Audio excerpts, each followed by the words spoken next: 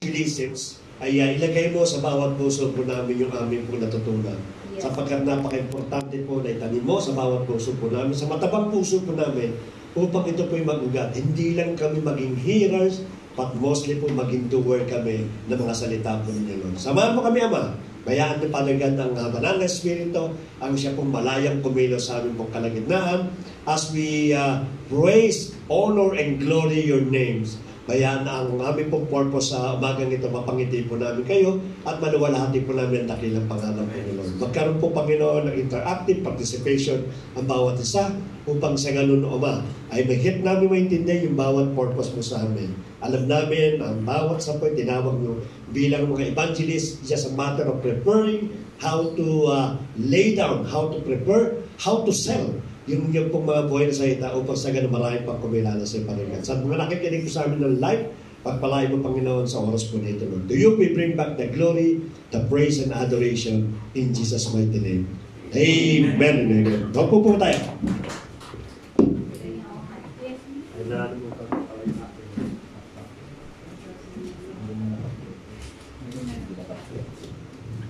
Go.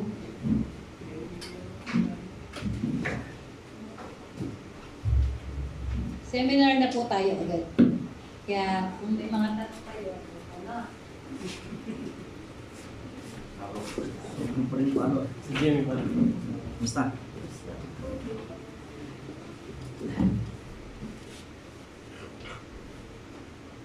Kapit kayo.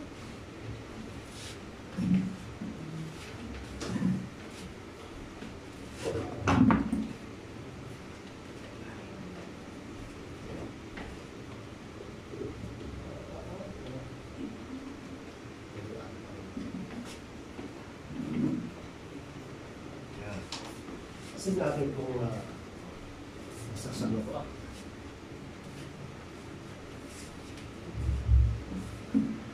Yan. Wala.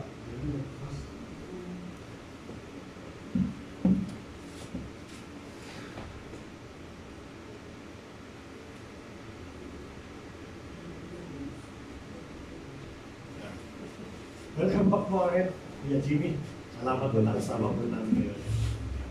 Mga gamitin mo para hello, test 1, 2, 3. Yan. Yan. Salamat po, Kuya Rani. Wag nalalagyan ito. At parang maliwan ito.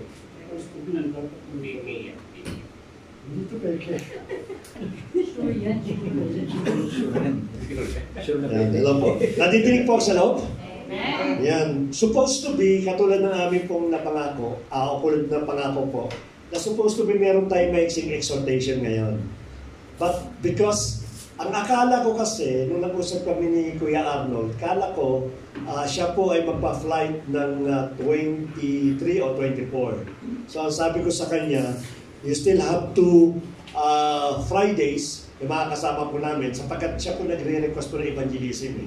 He wanted to evangelize yung the entire family po niya. And it's so happy lamang po na hindi po natin malaman kung paano natin i-evangelize. We have the Word of God, we have the encouragement, we have the love of God, but sometimes yung presentation kasi mahalaga po yun, di ba?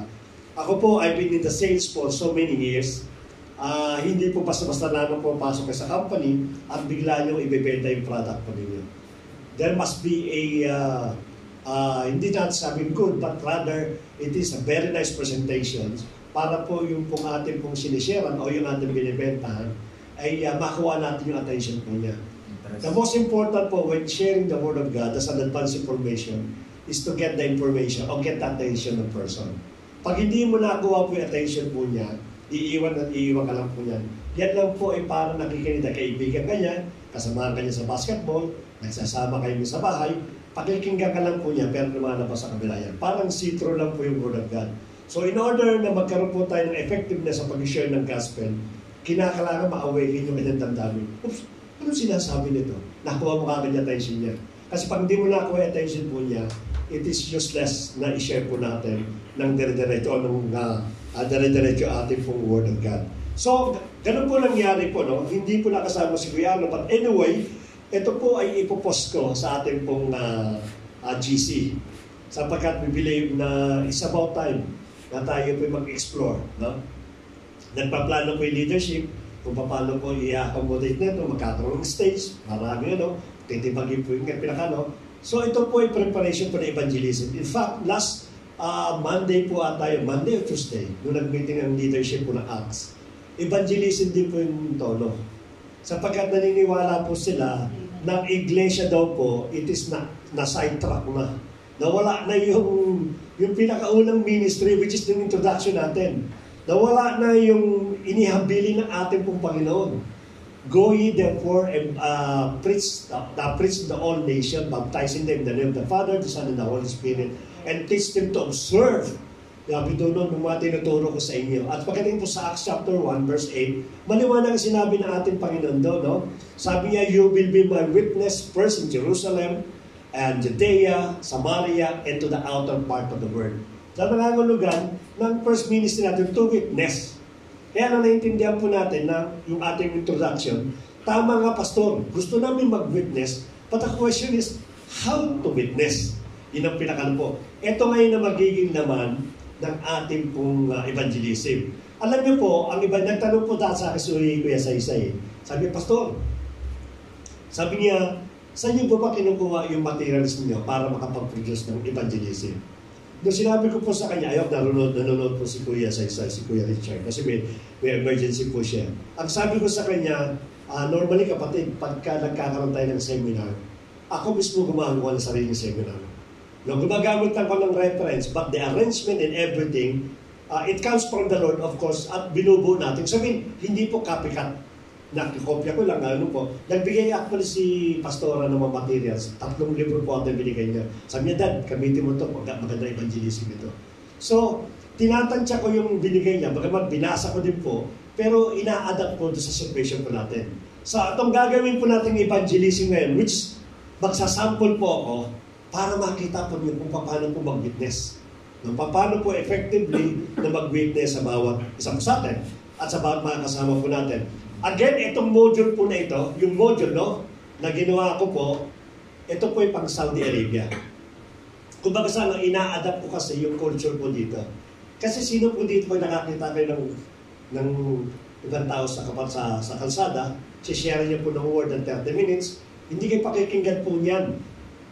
Kinakailangan po pagdating sa Saudi Arabia, you have only 2 to 5 minutes to share the gospel. Kasi yan po, may trabaho, maaari may ka-meeting, maaari mamamasyal, may shopping, sasabihin naman sa inyo, istorbo na ito, nagsishare na ito. Kinakailangan within 2 to 5 minutes, mai-present mo kagad yung gospel. Hindi ka tulad sa Pilipinas po yan, uupo po tayo, matagal yan, sharing, minsan yung kakashare po ninyo, nagbibigay pa ng kanya pong idea. Hindi kapatid, ganito, ikaw naman nakikinig ka, ayaw po, opo. Hindi mo alam, nakaka-30 minutes na kayo, hindi mo mai-present yung gospel mo. Okay lang po yun kasi nasa bahay kayo o nasa isang lugar kayo na kung saan dalawa lang kayo. Pero dito hindi nyo po magagawa po yan. Kayo po yung naghihintay po ng bus, may nakatabi kayo, you have to present the gospel within 2 to 5 minutes. Or else darating na yung bus, nasakay na po yan, hindi mo na makikita. So ganun po natin i-adapt ito. But definitely, meron tayong alternatives. No? Meron akong ginawa po dito na mga additional na mga verses. When you go home, sa pamilya po ninyo, magdamag kayo mag-uupo. Gamitin niyo po yung module na pangmatagalan. Yun po maganda po dito. I-adjust po natin para sa pag Saudi Arabia ka, dapat ganito lang pala. Pagdating sa Pilipinas, o saan man, kumakain ka sa restaurant ng kaibigan mo, then you have a lot of time. Pwede mo rin gamitin yung module na ito to prolong kahit mga 15 to 20 minutes o kahit mga 1 hour kayo nagsishare ng Word of God. So let us go with the part 2. Ano po yung part 2 po natin?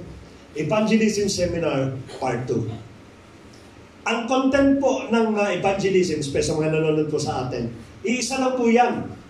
Simula nung nakakilala ko, which is 1980s, hanggang sa ngayon, nagbibigay po sila ng materials, nagbibigay po sila ng mga tracts, ng mga evangelism, nagsiseminar po. Iisa lang po ang content ng evangelism. So nangangahulugan, nung akin po na pag-aralan, way back years, so many years, and until this days, napaka-effective po nito. At hindi po natin babaguhin yung content. Kasi bakit po? Ito na kasi na-establish the way the evangelism. Napaka-brief, concise, at precise. Kesa po yung nagsishare tayo na umiikot lang po. Kaya the same method po ang ginamit sa akin nung nag-seminar po sa Pilipinas, nung ako po yung naging manggagawa doon, the same po ito. Nung nag-seminar kami dito, same din po ito. Yung binigay sa akin libro, same din po yung laman. At yun din po gagamitin po natin. Why? Because napaka-effective po nito. Ano po yung unang-unang makikita po natin? Ano yung major na apat na major na elements ng evangelism? Apat lang po, huwag natin pahabain. Na unang-una po, ang pinaka-part po ng evangelism, ang unang-una, all have sinned. Malaman po muna yan. Kasi ang tao po, hindi siya makakapag-realize ng pagsisisi until such time na malaman niyang, makasalanan pala ako. Diba? From the moment na ako'y lumaki, kala ko tama yung ginagawa ko. Kinakailangan i-present mo sa tao na siya'y makasalanan. Na siya'y nagkasala sa ating Panginoon. Lahat pa may gagamitin po natin ibang po yan. Unang-una yan po muna pipresent po niyo. Pastor, paano po namin ipipresent na lahat tayo nagkasala? Kinakailangan mo na supporting verse. Kaya nga, I would like to suggest sa bawat sa po sa atin, yung pong mabanggitin ko mamaya, pinaka-key verses po yan. Dapat i-memorize po niyo. Hindi mo pwedeng lahat po tayo nagkasala. O paano mo nasabi ng kasala? Sabi kasi ng Pastor Bernard namin, lahat tayo nagkasala. Hindi po tama. Dapat memorize niyo. Ito po, from the beginning nung ako pinakakilala hanggang ngayon, ito po yung mga verses na nakabisado ko po because it's part of the evangelism. Ano po yung unang verse na supporting na tayo nagkasala? Of course, Romans. Mali po ito. Romans 3:23 po ito. Pakipalit lang po. Romans 3:23. Hindi po yung 6:23, no?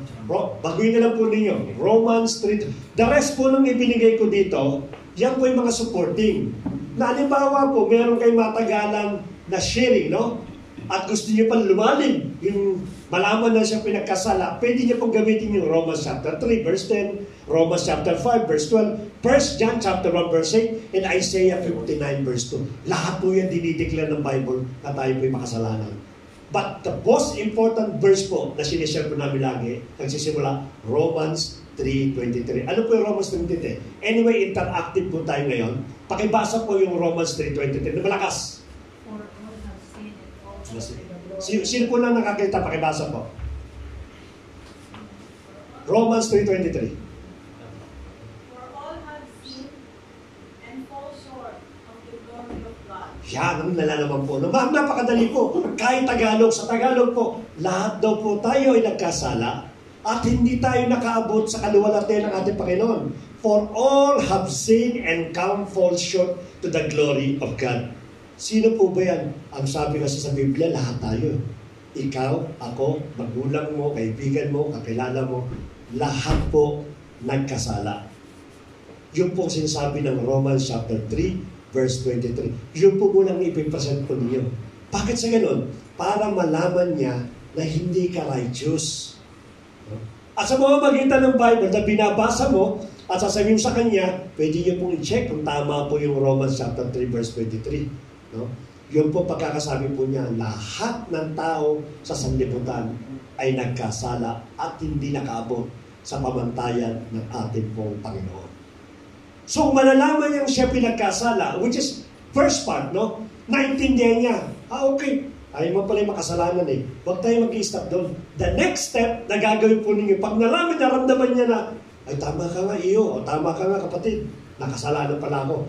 Hindi lang po sapat na malaman niyang makasalanan siya at tayo may makasalanan. The next step po, yung part 2. Ano po ang kabayaran ng kasalanan mo at kasalanan ko? Romans 6. Sinabi na po yung kayo na, no? Una po, ulitin po natin, Romans 3:23 po yan, di ba yung 6:23. Dito papasok po yung Romans 6:23. Pagkakasabay lang po yan, kahit ang natin tandaan eh. Romans 3:23, yung 3, balita mo lang ng 6, Romans 6:23. Yan ang magkakapartner. So ang verse po natin is Romans 6:23. Pakibasa po, malinaw po yan. Ano basa sa Romans 6:23? Nung una po nakakita ng Romans 6:23, pakibasa po. Tayo po'y makasalanan. Then, ano ang punishment na kasalanan po natin? Pakibasa po ng Romans 6:23. For the wages of sin is death, but the gift of God is eternal life in Yan. Christ Jesus. No? Ang kabayaran pala ng kasalanan ng Romans 3:23, kamatayan. Ay, Romans 6:23. Kamatayan ng nangangulugan po pala is mamamatay tayo. Ay, kapatid, lahat naman tayo mamamatay. Oh, because of the Romans 6:23, because of the Romans 3:23, nagkaroon po ng dalawang klaseng death. It is the physical death, which is hindi natin mapipigilan po yun. Wala sa atin po yun. Anytime pwede mamatay. And also the spiritual death. Yung spiritual death, meron po kayong pwedeng gawin dyan. Yung physical death po natin, na binabagit sa kasalanan po natin, wala tayong magagawa. Pero yung pong eternal death, may magagawa ka doon sa Romans 6:20. Kaya malinaw po dyan, sabi po dyan, for the wages of sin is death, but the gift of God is eternal life. So meron pong pasubali, meron pong kondisyon. Pwede po tayo mawala doon sa Romans chapter 6:23. At babasahin po natin yung Luke 13 verse 3, Ezekiel 18, James chapter 1 verse 5, and Revelation 21 verse 8. Dinideclare po dyan kung ano po kabayaran ng kasalanan po natin. First, let yung pong tinatarget nyo, maintindihan po niya na siya po ay makasalanan. Ang state po niya sa harap ng Diyos ay makasalanan. Second, ano kabayaran ng kasalanan mo? Kamatayan, punishment, physical body, physical death, and the spiritual death. So, magkakaroon ka ng time na magigising mo yung kanyang awareness. Kasi, sino ba naman tao gusto pumunta ng impyerno? Wala po. No? Lahat tayo gusto natin ng langit. Pagamat minsan yung iba po hindi nila alam kung sila pupunta. But definitely, behind ng kanilang pong back of their mind, langit ang tinatarget po niyan. Nung may nagkaroon ka ng problema, may problema pala ako. Impyerno pala pupunta ko. Base doon sa binabasa ng nagsishare sa akin sa Biblia. No? Nagising mo na yung kanyang awareness. Sasabi ko sa inyo, nagising na yung kanyang awareness. Pag nagising na po yan, the next step po, after po ng lahat ay nagkasala, kabayaran ng kasalanan, ang sumunod po ay mahal tayo ng Diyos. Naman, ipipresenta mo naman ang solusyon sa Kanya. At pag sinabi natin mahal tayo ng Diyos, normally, anong Bible verse ang pumapasok sa inyo? John 3:16. Yan. See? John 3:16. Yung una po, Romans 3:23, Romans 6:23, and John 3:16. Tatlo na po ang gagawin yung memory verse. Sunod-sunod lang po yan. When you are sharing the Word of God, lahat daw po tayo nagkasala. Wala pong exempted. At ang kabayaran ng kasalanan po natin is kamatayan. Ikaw, ako, impyerno po pupuntahan po natin. Pero ang sabi po ng John chapter 3 verse 16, ganun na lamang ang pagmamahal ng Diyos sa iyo, sa akin, at sa buong tao na ipinagkaloob niya yung kanyang buktong na anak. Na kung sino man ang mananampalataya, kung mananampalataya ka, ang sabi ng Biblia, magkakaroon ka ng buhay na walang hanggan. God is God's love. No? Ang ganda po niyan, materials po niyan. At papasok din po dyan, of course, yung Romans chapter 5, John chapter 14, I am the way, the truth. John 15, at yung Ephesians chapter 2, verse 4 to 5. Yan po lahat po yung ipinakikita po ng Diyos na tayo po'y makasalanan, na tayo po'y minahal niya. Meron sa verses po dyan, sabi po dyan, nang tayo po'y makasalanan, inibig na tayo ng ating Panginoon. At ipinagkaloob niya yung kanyang buktong anak. So it's clear. Manalaman po natin, ay, meron palang solusyon. Mahal pala ako ng Diyos. Ngayon, pag nagkaroon po siya ng awareness at alam niya mapupunta siya ng langit, the big question is, paano? At yung panguli, ituturo mo na ang bawat isa patungo sa ating Panginoon sa Kristo. That is a complete presentation of the gospel. At pag sinabi natin ang ating Panginoon, ang daan lang, anong Bible verse na nakahintid natin? See? John chapter 4 verse 6, 14. Kabisado na ninyo, nasa back of mind nyo lang, hindi nyo lang ma-arrange na maayos. Pero pag nababanggit yung verse, ay, kabisado ko yan eh. Hindi lang po ma-arrange, no? Unang-unang presentation, makasalanan ka. Maintindihan po niyan. Pagkatapos niya malaman, hindi lang po na-stop po doon. Meron pong kamatayan at parusay kasalanan po natin. Yan po ay yung physical death at yung ating pong spiritual death. Pag nagkaroon po yan, makukuha niya, attention po niya. Pero kapatid, sabi ng ating Panginoon, mahal na mahal tayo ng Diyos. Sapagkat bakit niya sinabi, binigay niya yung kanyang buntong na, which is John chapter 3 verse 16. Ngayon, pag sinabi niya mahal tayo, ang sabi ng ating Panginoon, I am the only way, I am only life, and no one comes, I am the truth, the way, and the life. No one comes to the Father except through. Marami nagsasalita sa inyo, kabisado niyo John 14 verse 6. So ganito po ang pagpipresent ng evangelism. Ngayon, bakit ko dinagdagan po ng verse? Sometimes meron kang pagkakataon na maupo at magtatagal kayo. Pwede mo idagdag ito mga verse na ito bago ka lumipat doon sa number 2. Dagdag mo ulit, pwede ka lumipat sa number 3 at idagdag mo ulit yung number 4. Alam niyo po ba itong evangelism na ito? Itong format na ito is been using even before na nakakilala ako sa ating Panginoon. Yung 4 na lang po niya. Huwag natin masyadong paikutin kasi sabi nga po natin, we have only limited minutes, not hour. Minutes in this place sa Saudi Arabia.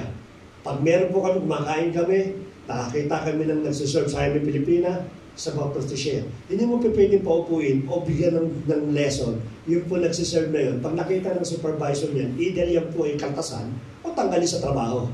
Kaya dapat napaka-quick ng ating pong conversation. Mamaya pakikita ko po sa inyo kung paano po ipipresent itong gospel na ito. Let me do the illustration. Nakita niyo ba na picture niya po? Ayan, sige. So after po niyan, may illustration po tayo. Mamaya niyo na picture na meron pa mga lumalabas sa illustration. Ay, okay. Yan. Ang illustration po ng 1 and 2, the sin, kasalanan, at yung punishment. Pwede niyong gawin po yung illustration. Pero kung wala kayong time to illustrate, kahit handscape lang po, pwede po yan. No? Napakasimple. Pero since meron po akong time, nakakapag-research ako sa Google, kaya binigyan ko po ng magandang photo para may paliwanag. Ano ba yung sin and punishment? Ganyan yan. No? Magkabilang dulo tayo, yung other side, it is us, the human being. Hindi pa nakikita na iba. No? Tayo po yun. Yung kabilang side po, ang ating pong Panginoon. Yung araw po, tayo po ay isa sa ating pong Diyos.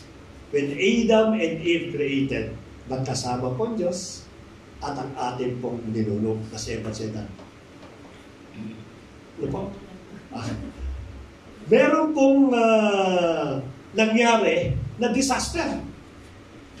Because nagkasala yung ating ninuno, yun daw po kasalanan ng isang tao na idala sa bawat isa po sa atin. Kaya nangyari ngayon, meron ngayong gap between the man and God. At ang nasa gitna po ay ano? Kasalanan. Yun ang nagpahiwalay sa ating pong Panginoon. Pwede mong i-share po yun, no?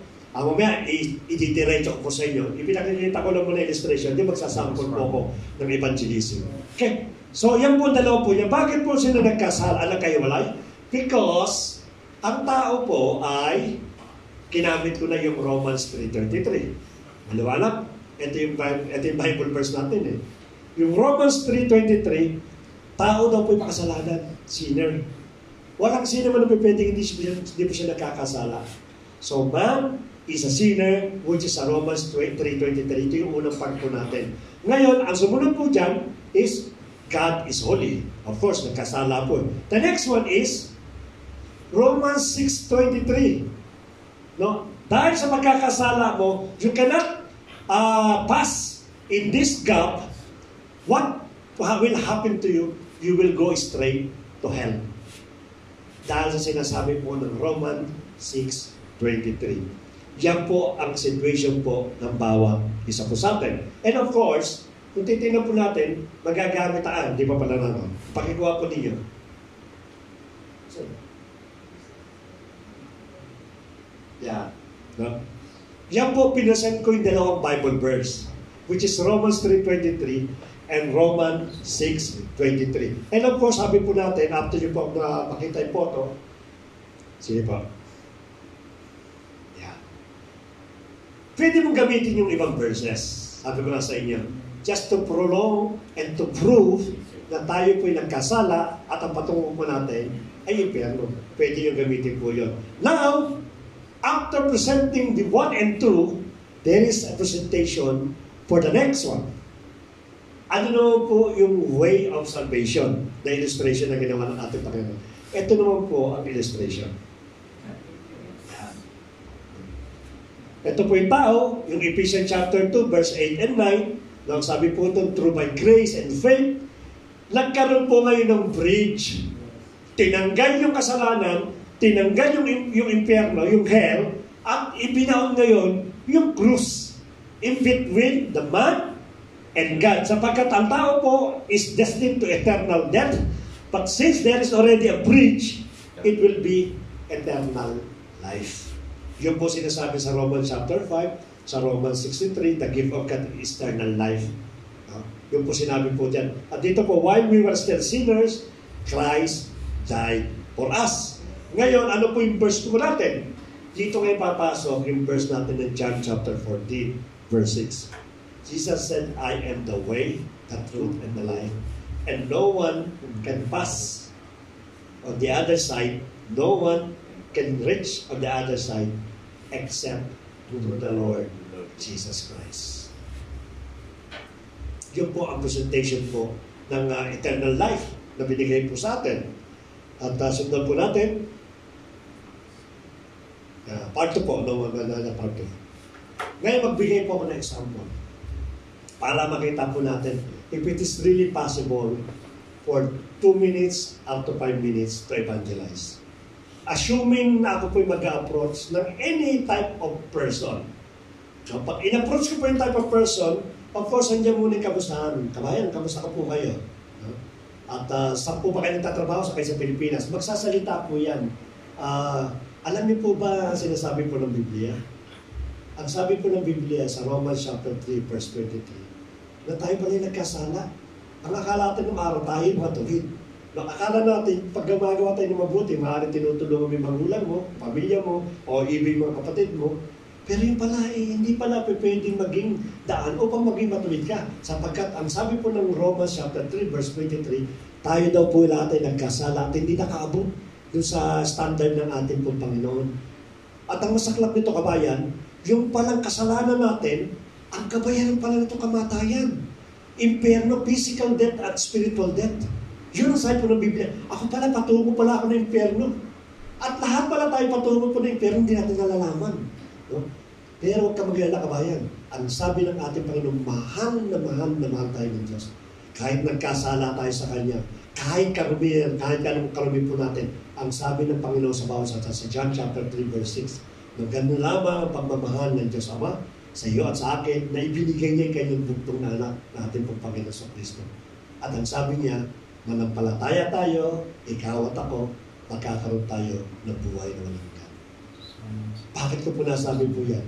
Sapagkat ang sabi po ng John chapter 14, verse 16, si Jesus lamang po ang daan, katotohanan at buhay. At walang makakaparoon sa Ama, maliban lamang, John 14, verse 6, maliban lamang na tayo ay manampalataya sa Kanya. Maliban lamang sa umagitan po ng ating Panginoon. Kinakailangan natin magtiwala at tumanggap sa ating pong Panginoon. You presented already the gospel. You know what is already missing? Is the prayer of acceptance. Wala pang 2 minutes, you can present it. Kung talaga pong magiging maayos yung ating paglalatag mo. Ganun po ako naglatag. Maaaring may iba sa inyo, maaaring mas effective yung paglalatag po nyo. But let us remember yung 4 na component na sinasabi po natin. Romans 3:23. Again, ulit-ulitin po natin just to memorize this. Romans chapter 3, verse 23, for all have sinned and come forth short to the glory of God. Romans 6:23, for the wages of sin is death, but the gift of God is eternal life through Jesus Christ. John 14, verse 6, I am the way, the truth, and the life. No one comes to the Father except through the Lord Jesus Christ. And lastly po, it is John 3:16, for God so loved the world that He gave His only begotten Son, that whoever believes in Him shall not perish, but have everlasting life. Ibinigay ko po sa inyo yung 4 na verses. Now, it's up to you to memorize these things. I-memorize po ninyo. Sapagkat kung mamemorize po ninyo, alam nyo na yung pattern kung paano po ipipresent yung gospel po ng ating Panginoon. And the last thing that you want to do, pagka nagkaroon po siya ng awareness at nagkaroon po siya is to pray. tuturo po natin sa ibang araw po yun. It's a prayer of acceptance. Yung ginagawa po natin, Panginoon, tinatanggap ka namin, nagsisisi ka sa lahat namin. We believe that you are the true living God. We believe that you are the way, the truth, and the life. And we surrender to you our life as our Lord and Savior. Accept us right now. Write our name in the book of life so that maybe you will found us and will give us eternal. Ito po yung mga prayer. Maraming klase po yan. Hindi po nakapattern yung prayer of acceptance. The most important is to present the gospel ng ating pong Panginoon. Now, there's another alternative. Of course, this is very effective kung gagamitin po natin. But since na hindi naman immediately na makukuha po natin kaagad itong ating presentation ito. Basta mag-memorize pa ako. Una, may memorize ko yung Romans 3:23, baka maaari maabot pa ako ng isang araw, 2 araw, 3 araw. Tapos, pag may memorize pa ako ng isang verse, ay marami ka pang verse na sinuportahan. May memorize ko rin yan para prepared ako. No, maaari magtatagal pa. But you wanted now to evangelize. Meron pong alternative while you still memorizing o yung pattern na ginawa po natin. Ano po yung alternative po na evangelism? Anyone can guess? Aside sa presentation po ng gospel. Personal testimony. That is personal testimony. That is your one of the alternative. Ito po napaka-powerful po nito. Personal testimony. Hindi po kayo pwede mag-evangelize and even you cannot present the gospel na tinuro ko kanina kung hindi po napabasa sa bawat buhay po natin. Pastor, paano po mag-personal testimony? That is your personal. But bibigyan ko po kayo ng lamang ng guidelines. Ano po yung guidelines? Introduction po tayo. Sabi, start by asking what you say is the best decision you make in your life. Sa Tagalog po, pwede mo siya simulan po, personal testimony mo. Kapatid o kabayan, ano ba yung pinaka-the best na nagawa mo decision sa bawat buhay mo? Magkakaroon po ng interest yan. Ako nung pinaka-the best nung nagpakasal ako, hanggang ngayon, hindi ko malilimutan, yun ang pinakamaligayang decision ko. O maaari sabihin niya, nung na-promote ako, nung lumaki yung kita ko, talagang doon ako sa marami na ako nabibili. And so on and so forth. Definitely, bawat sa po sa atin, meron kang decision na ginawa na napaka-importante at napakalaga sa iyo. Iyan po ay magsasalita at magsasalita. Ngayon, kung nagsalita po siya, of course, ikaw lang magsalita. Ako, alam niyo po, ano yung best na decision na gawa ko sa buhay ko po. Diba? Diyan po ngayon sasabihin, etong mga bagay nito. Ano pong best decision na ginawa po ninyo? Ito po ngayon ang content ng personal testimony. Pero before, na magkaroon po tayo ng personal testimony, kailangan napaka-polite and respectful po natin. Trying to avoid offensive words. Halimbawa po, akong pinakano ko po na best decision ko nung ako po ay nagkaroon ng girlfriend, nasalugan po ako ng aking pakasintahan. Yan po talagang the best na decision na ginawa ko. O maaaring yung babae, sabihin niya gano'n pinakano, yung lalaki, nung ako po yung pinano. Ang chip mo naman, huwag naman gano'n. Offensive word po yan. No? Kinakailangan po, huwag tayo makakasakit ng damdamin ng isang tao. Amen. At pag sinabi natin respectful, dapat po nakikinig po tayo. Alam niyo po ang minsan po pagkakamali ng personal testimony. Habang nagsishare yung kausap mo ninyo, nilalaro mo na sa isipan mo yung mga words na sasabihin mo. Kaya yung pong attention at yung pong contact ng iPhone ninyo, hindi mo magawa. Ngayon yung kausap mo, na-schedule sa kwento, nakita, wala namang interest pala ito. So anything that you'll say, wala rin pong interest mo yan. Kailan makakuha niyo po? Sabi nga po dito, dapat good listeners po muna tayo. Kasi siya po maglilitanya, na tinanong mo po siya, so magkakaroon po tayo ng pakikinig, cooperations. Hindi po tayo maaaring daldal po ng daldal na wala naman po kapakanan. So kinakalang respectful po tayo. Now, it is your chance na magsalita po. Sabi, tapos na pinakinggan mo siya eh. Pumasok ka ngayon, ito ngayon ang best decision ko. Ano yung component ng personal testimony? Kinakala makakapagbanggit ka at least 3. Yung dating attitude mo. Alam niyo po, kapatid, dati chismosa ako. Ang dami ko sinirang buhay na. Pagka pinag-usapan po chismosa, makikinig yan. Kasi merong taong may attitude na gano'n din. Ang dami po sinira. Yung kapitbahay po namin, nag-aaway sila dahil sa akin sa pagiging chismosa ko po. Kung ano man yung mga bagay na adjective that describing your life before accepting the Lord Jesus. Alam niyo po, ang tao po, pagka pinag-uusapan ng buhay, interesado. I don't know why. Pinag-usapan yung buhay ng kapitbahay ninyo, pinag-usapan yung buhay ng pamilya ninyo, kinig na kinig po talaga yan. No, talaga nakikinig, attentive po talaga sila pag pinag-uusapan natin. Kaya gamitin natin yung pagkakataon yan. Ano po yung mga adjectives? Kayo po nakakalam po yan. Nagbigay lang po ako ng example. Dati po wala akong kapayapaan. Wala pong peace of mind. No? Nagtatrabaho po ako, kikita po ako, kahit sumweldo po ako ng malaki. Pag uwi ko po ng bahay, wala po akong kapayapaan. Ang tao ngayon, magtataka siya, anong dahilan bakit walang kapayapaan itong taong ito? No? Paari mo tanong, kapatid, magkano ba sinusweldo mo? Ganito po yung sinusweldo ko yun. Ang laki pala ng sinusweldo mo, wala akong kapayapaan. Hindi ko po alam. Basta po yung buhay ko, wala po akong kapayapaan. Na magkakaroon ngayon ng interest yan. Second, maaari sabihin mo na black sheep po ako sa pamilya namin. Lumaki po ako na hindi po ako nire-respeto ng magulang ko at kapatid ko sapagkat lahat po ng kalokohan pinagagawa ko. Alam niyo po ba na iba yung pamilya ko, hindi ko na masira. Magkakaroon po ng interest po yan.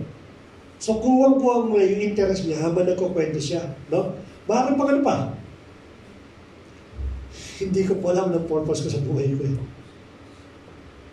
Meron akong tinatrabaho araw, meron akong routine, pero after the end of the day, tinatanong ko sarili ko, ano ba ang purpose ko? Kumita lang po ba? Matulog, kumain, magsaya, bumili ng mamahaling gadget. Ano po ba ang purpose ko? Ikaw kapatid, anong purpose mo? Mag-iisip siya. Sapagkat kahit kailan po ang tao po, hindi niya alam ang purpose niya. Ang gusto niya lang magtatrabaho at kikita po yan. But the mere purpose of the life of a person, wala po nag-aasikaso niya maliban na lamang kung ikaw yung sa ating Panginoon. Alam mo ang purpose mo. So, makukuha mo yung attention po niya. And so on and so forth po yan. Marami. Yung mga previous devices po natin. The second thing, pagka meron kang negative, ano yung turning point mo? Interesado na siya. What is your turning point? Kinakailangan meron kang adjective again. Alam niyo po yung turning point ko? Nung ako po yung nag-isa na, naramdaman ko wala na akong nagmamahal sa akin. I felt alone and lonely. Bagamat parang drama, pero ito yung reality mo eh. No? Para bang may kaibigan ka, may kasintahan ka, may boyfriend ka, pero bakit ganun ang nararamdaman ko? Parang feeling ko nag-iisa. Malungkot ang buhay ko, hindi ko alam kung anong kadahilanan. Magkakaroon po siya ng interest po niya. Ano yung turning point po niyo? Alam niyo po, may nag-share na akin ng gospel. During that time mo, ako po yung naghahanap ng soul searching. May nag-share po sa akin ng gospel eh. At dito ko naintindihan ko ano po yung gospel. No? Magkakaroon siya ng interest ngayon. Ano pa po yung turning point? When everything seems dark, hindi mo na makita. That is your turning point. So pag nakuha mo na yung interest po niya, what is next? Yung positive changes na ginawa sa atin. That's the time that you highlight yung mga ginawa ng Panginoon sa bawat buhay mo natin. Marami po yan. Hindi ko na sinama. Natanggal na yung bisyo ko, yung pagmumura ko, hindi na ako nagsisinungaling, dati mapanghusga ko, hindi ko nagagawa po yan. Pasensyoso, dati mahihitan ng ulo ko, konting ano lang, away kagad ang hinanap ko. Ngayon, hindi po. Pag kami nangaasal po sa akin, lagi ko sinasabi sa kanya, pagpalain ka ng Panginoon. God bless. No? At nawa ay kapayapaan dumating sa buhay mo, pagpalain ng buong pamilya ko ninyo. Ibang-iba ka na. Kaya magugulat po sila. Ito yung mga turning point. Ang problema lang natin sa turning point, ano po yung mga problema po natin? I-exalt natin sa natin. Huwag natin masyadong i-exalt. No, kasi nung nakita natin na bilib na siya sa mga binago ng ating Panginoon, ang tendency ngayon, dire-diretso ko ngayon, hindi mo alam, yung sarili mo na binubuhat mo. Few words lang po. And let us always go back. Ito po tinanggap ko sa ating Panginoon. Ito nangyari sa atin. Binago po niya ako, ganito yung mga pagbabago ko. Try to avoid yung lot of things na sasabihin mo na kung saan parang ini-exalt ko na sarili. Parang nagkakaroon ka na ng division between sa kausap mo. Ikaw, ito ka, marumi ka, ito, malinis na ako. Yun na nararamdaman niya. Kasi pag nakaramdam na po yan, napakabanal naman ito. Magkakaroon tayo ng problema. So dapat maramdaman niya po na pareho tayo ng sitwasyon, kaya lang po binago-nago ng ating Panginoon. So try yung po mga exalted yourself. Ano mo po? After po niyan, no, nakita niyo na, you have to go back sa gospel at present po natin. Ibabalik mo lang po siya. No? Doon sa sinasabi natin, Romans 3:23, Romans 6:23, John chapter 14 verse 16, and lastly John chapter 3 verse 16. Ipapasok mo na po yung gospel para po makapakinig siya at magkaroon po siya ng buhay na walang hanggan. Kinakailangan po short, precise, and concise ang presentation po ng gospel. You don't need 30 minutes just to present the gospel. Katulad ng ating Panginoon, katulad nila Peter. Ang sabi po ni Peter, diba? Sabi niya, repent ye, for the kingdom of God is at hand. That is gospel. Napaka-konti na sinasabi po nila. Kaya dapat po tayo ay matuto na i-precise at i-memorize po natin yung ating punadaanan. Avoid overexpose of highlighting your own life. Sometimes, sa mga testimony, nangyayari po yan. Alam niyo po, dati po ako'y lasinggero, ako po dati girlfriend ko ay 5, ako po dati ay maraming pera, ako po dati ganyan. Ang dami mong sinabi.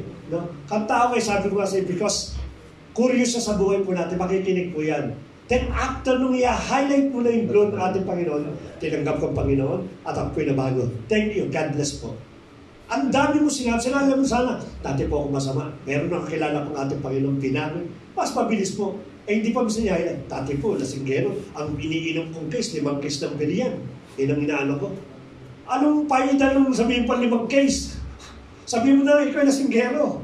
Ako po'y drug addict. Alam niyo po, tumihira ako ng cocaine. Ang dami kong tinira niyan. Tatalamak talaga ako. Tapos, nagsubok pa ako ng marijuana, nagsubok pa ako ng ganyan. Ilang taon po ako na ganyan. No, ako gumagapa ako sa kalsada, which is wala nang kinalaman po yon. Avoid overexposing your own nature. Napakadali po sabihin po yan. In every sharing, in every presentation of the gospel, the most important ang ating pong Panginoon ang nahahilan. Don't distract. Ito, madalis po ito. Ito po, be aware sa mga nag-evangelize. Ako po ay biktima ng itong note na ito. Bakit po?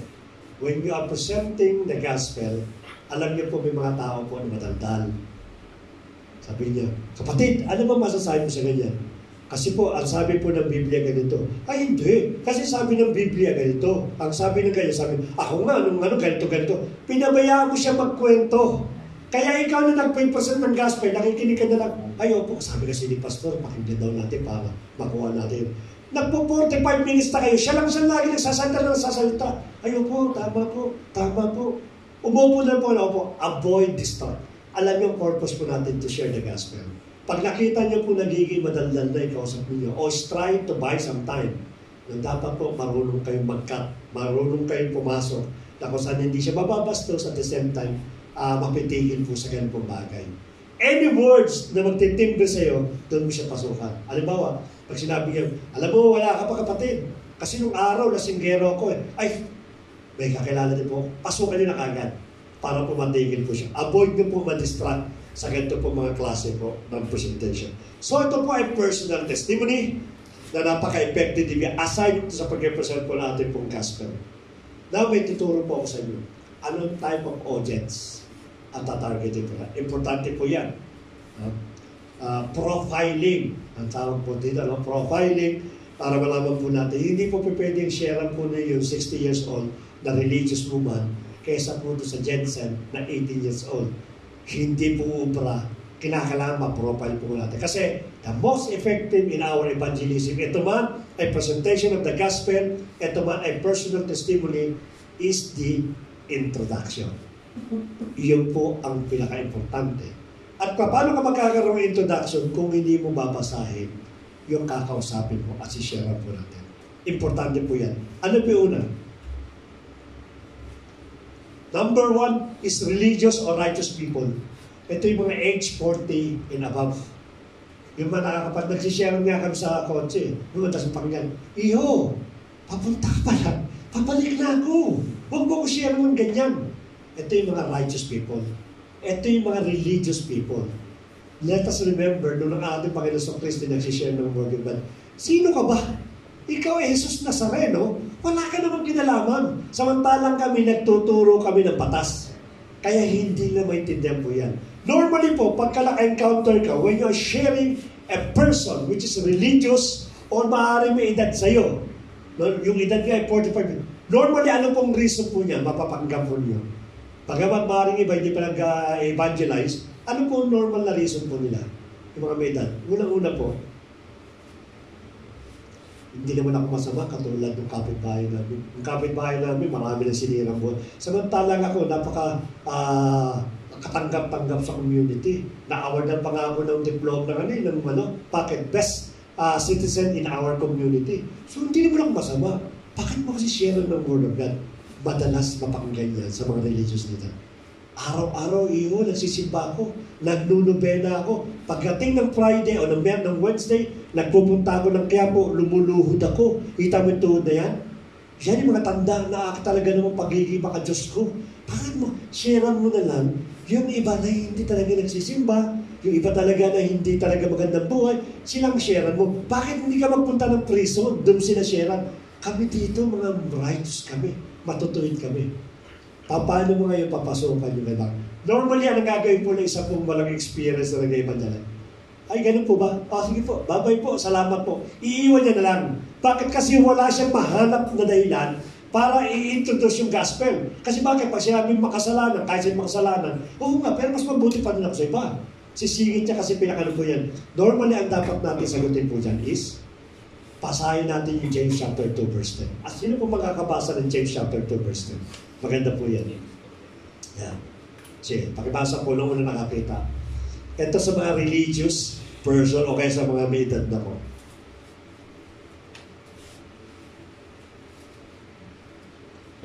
James chapter 2 verse 10. Sige, papakibasa po ng malakas.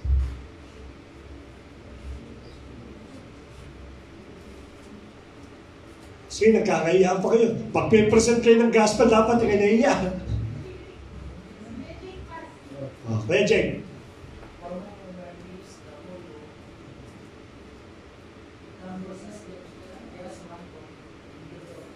Ito po yung mic ko kapatid. Sige, may mic na, may mic. Sige, para mapakinggan ng mga kapatid sa labas. James chapter 2 verse 10. Ito sa mga religious. Ito lang yung sound.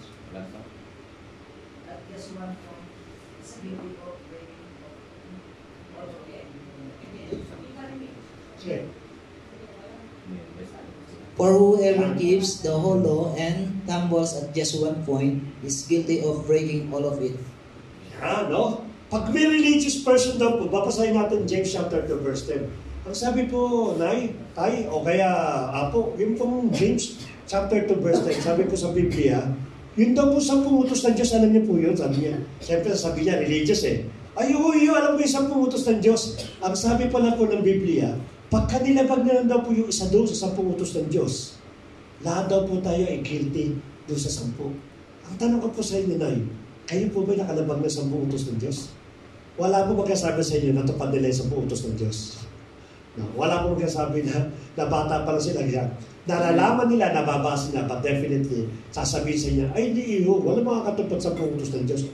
Maliwanag po. Isa lang daw po, yung utos number 1, kaya utos number 10, o kahit anong utos doon. Lahat daw po tayo ay guilty sa 10 utos po ng Diyos. Therefore, tayo po lahat ay makasalanan.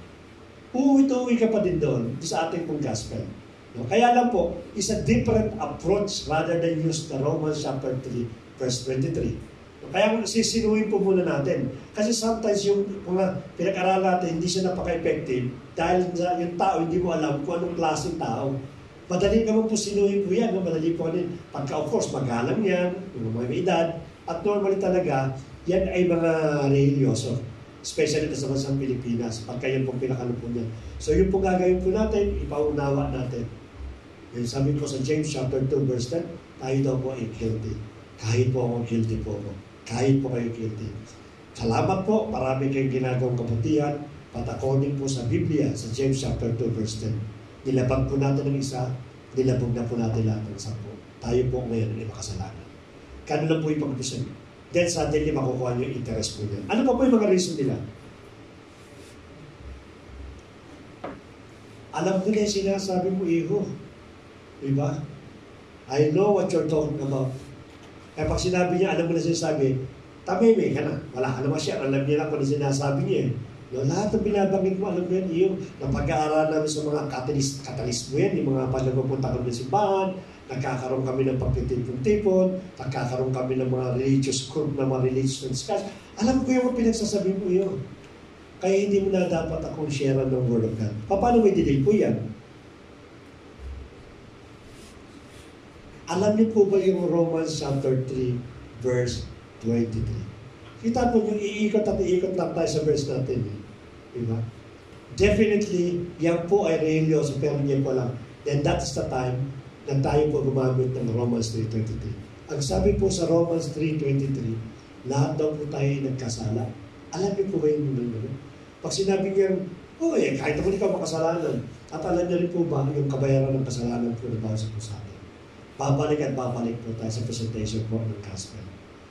Ito yung mga tao na alam lang ng mga tuwiran, but definitely they don't know what's the real meaning of the Bible. So balik niyo lang po sa Romans 3.23. Ano pa po? Yan. Sa mga pamilya niyo, sabihin niyan, Sagrado. yan. Pinanganak kaming ganito, lumaki kami ganito, mamamatay kami ganito. Yan ang madalas marinig na sa pamilya natin. At ikaw, anak, visit ka. Kasi dahil nagbago ka ng reliyon, sinusumpa tayo ngayon ng ating pong Panginoon. Yan ang madalas natin natitinig sa mga religious leader po. Tama? Ako po sabihin ng ganyan. Nung ako pinakakilala at sinishare ko rin pamilya ko. Nako, visit ka. Pinahamak mong buong pamilya natin. Bakit? Nagpalit ka ng reliyon. Hindi po nakita yung pagbabago ng katulad ko. Ang nakita po niya yung pagbabago ng reliyon. Bakit? Kasi religious person eh. Hindi naman talaga Kristiyano, kundi religious. Kaya hindi na matanggap nung nagpalit po. Nagpabautismo ka pa sa tubig. Talagang Judas kang anak ka.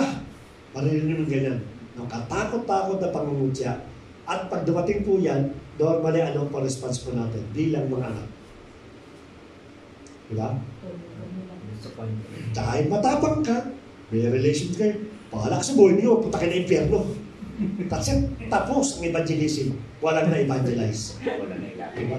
Kasi napikon ka eh. Kasi sinasabi ng kausap mo eh. Either magulang mo, kapatid mo, o matanda mong tito-tita mo, ganun sinabi. Ano sabihin mo ngayon? Sige po, alis na ako, bahala kayo, punta kayong impyerno. Kaya ngayon, walang natapos. Diba? Next time nagtatry ka ulit, hindi mo na siya makuha. So, paano natin dili yung ganun klase po? Tell them that you're not forced to change them. Nakita, hindi naman po religion yung pinanasi yun. Kung gusto niyo po maging katoliko kayo, relationship po ang ibinibigay ko sa inyo. Iba po yung naging religion natin, which is kung gusto niyo i-maintain po niyo. Hindi naman po yun yung akin pong isinishare na gospel sa inyo para magpalit kayo ng religion nyo. Kundi yung relationship ninyo ang babago po sa bawat sa atin. Parang tayo, Nay, no? Anak mo ko, nanay kita, so nabago yung relationship natin. Pero kung hindi po natin gagamitin yung relationship natin at yun lang pong ating pong kaalaman, hindi po tayo magkakaintindihan. At yun po ang ibinibigay ko sa inyo. Hindi ko po kayo pinipaya sa magpantang reliyon, kundi bagkos magbago po tayo ng relationship sa ating po. Maging mas lalong malalim at maging lalong biblical yung ating pong relationship. Pinakalimutan. Ipasok na ngayon John chapter 3 verse 3. Ito yung mga favorite verses ko na kung saan ginagamit ko sa evangelism. Kasi matotoo yan eh. Okay, hindi mo pala religion ang ano mo eh. Ang sinishare mo. Okay lang. Relationship naman pala eh. Ipasok mo ngayon John chapter 3. Alam niyo po ba, sabi po sa 1, talata 3, versikulo 3. Kung sino man daw po ang ipinanganak na muli o hindi daw pinanganak na muli, hindi raw po siya makakapasok sa kanan ng Diyos. Except a man be born again, he cannot see the kingdom of God. Yung po pala na yan tama, o tayo, o kaya kuya. Dapat pala ipanganak tayo. Hindi pala reliyon. Dapat pala ipanganak ang bawat sa, para nakapasa, sabi sa inyo, puisin to. Anong klase ka pangaka niyan? Nakakuha mo na ngayon yung kanila pong Kasi kaysa yun talagang wala kang makuha. Pag nagtanong na yan, ano naman yung klase bonbon agad yan? It means, hindi ka napapikon sapagkat yung kanyang awareness nakuha mo na. That's the time to present the gospel. Never po tayo magpipresent sa atin po sa mga religious person about idolatry. What? Patitisod po lahat po yan. Ipapasok ka, Nay, naborn again ako. Oh, salamat anak, na bago ka. Tapong mo na lahat ng santo. Walang kwenta yan. Yari ka ngayon. Baka daakong pabuti sa inyo na nanay tatay mo. Hindi po tama yun. Dapat maingat po tayo sa pagpipresent. Especially sa mga religious person. No, I'm not saying na hindi po tama na malaman nila yung katotohanan. But there is always a perfect time para malaman po yung ganun po bagay. The most important first, they must know that they are sinner. They must know that God loves them and God provide a way for them. Yung po importante po. Then later on, tsaka natin sisingin yung kanila po mga maling paniniwala. Number 2, kung meron po tayong religious person, do you think sino po ang number 2 natin sa listahan natin na normally na type of person or type of audience? Anyone can guess? Wala? Number 2, yung mga busy na tao dito. Normally, ito yung mga 25 to 45. Ito yung mga gusto mag-ipon ng pera. Gusto bumili ng bahay lupa. Gusto bumili ng kotse. Kaya laging busy po yan. No? Dumating din sa time ko talaga po lagi akong busy. Actually, ngayon busy pa rin. Busy person po yan. Bakit? Kasi hinahabol niya yung dreams niya. Kaya pagka yan, sinera po natin. Pag sinera mo po yung busy person, normally ano po ang responsible sa atin? Ano po sa palagay niyo? Yung mga busy person. Gagawin ako eh. Ay, wala akong tan sa mga religious matter. Kasi nag-iipon ako ng pera. Yun ang pinakan nila. Kapatid, sorry ako makusyaran. Kasi busy ako. Tsaka na lang. Kasi ganyan mga hindi ko muna inisip. Ang iniisip ko muna yung overtime ko. Iniisip ko muna yung paano ako mapopromote. Iniisip ko muna paano ako makakalipat mga gandang company. Iniisip ko muna paano makabili ng bahay ko pa sa mayaman na subdivision.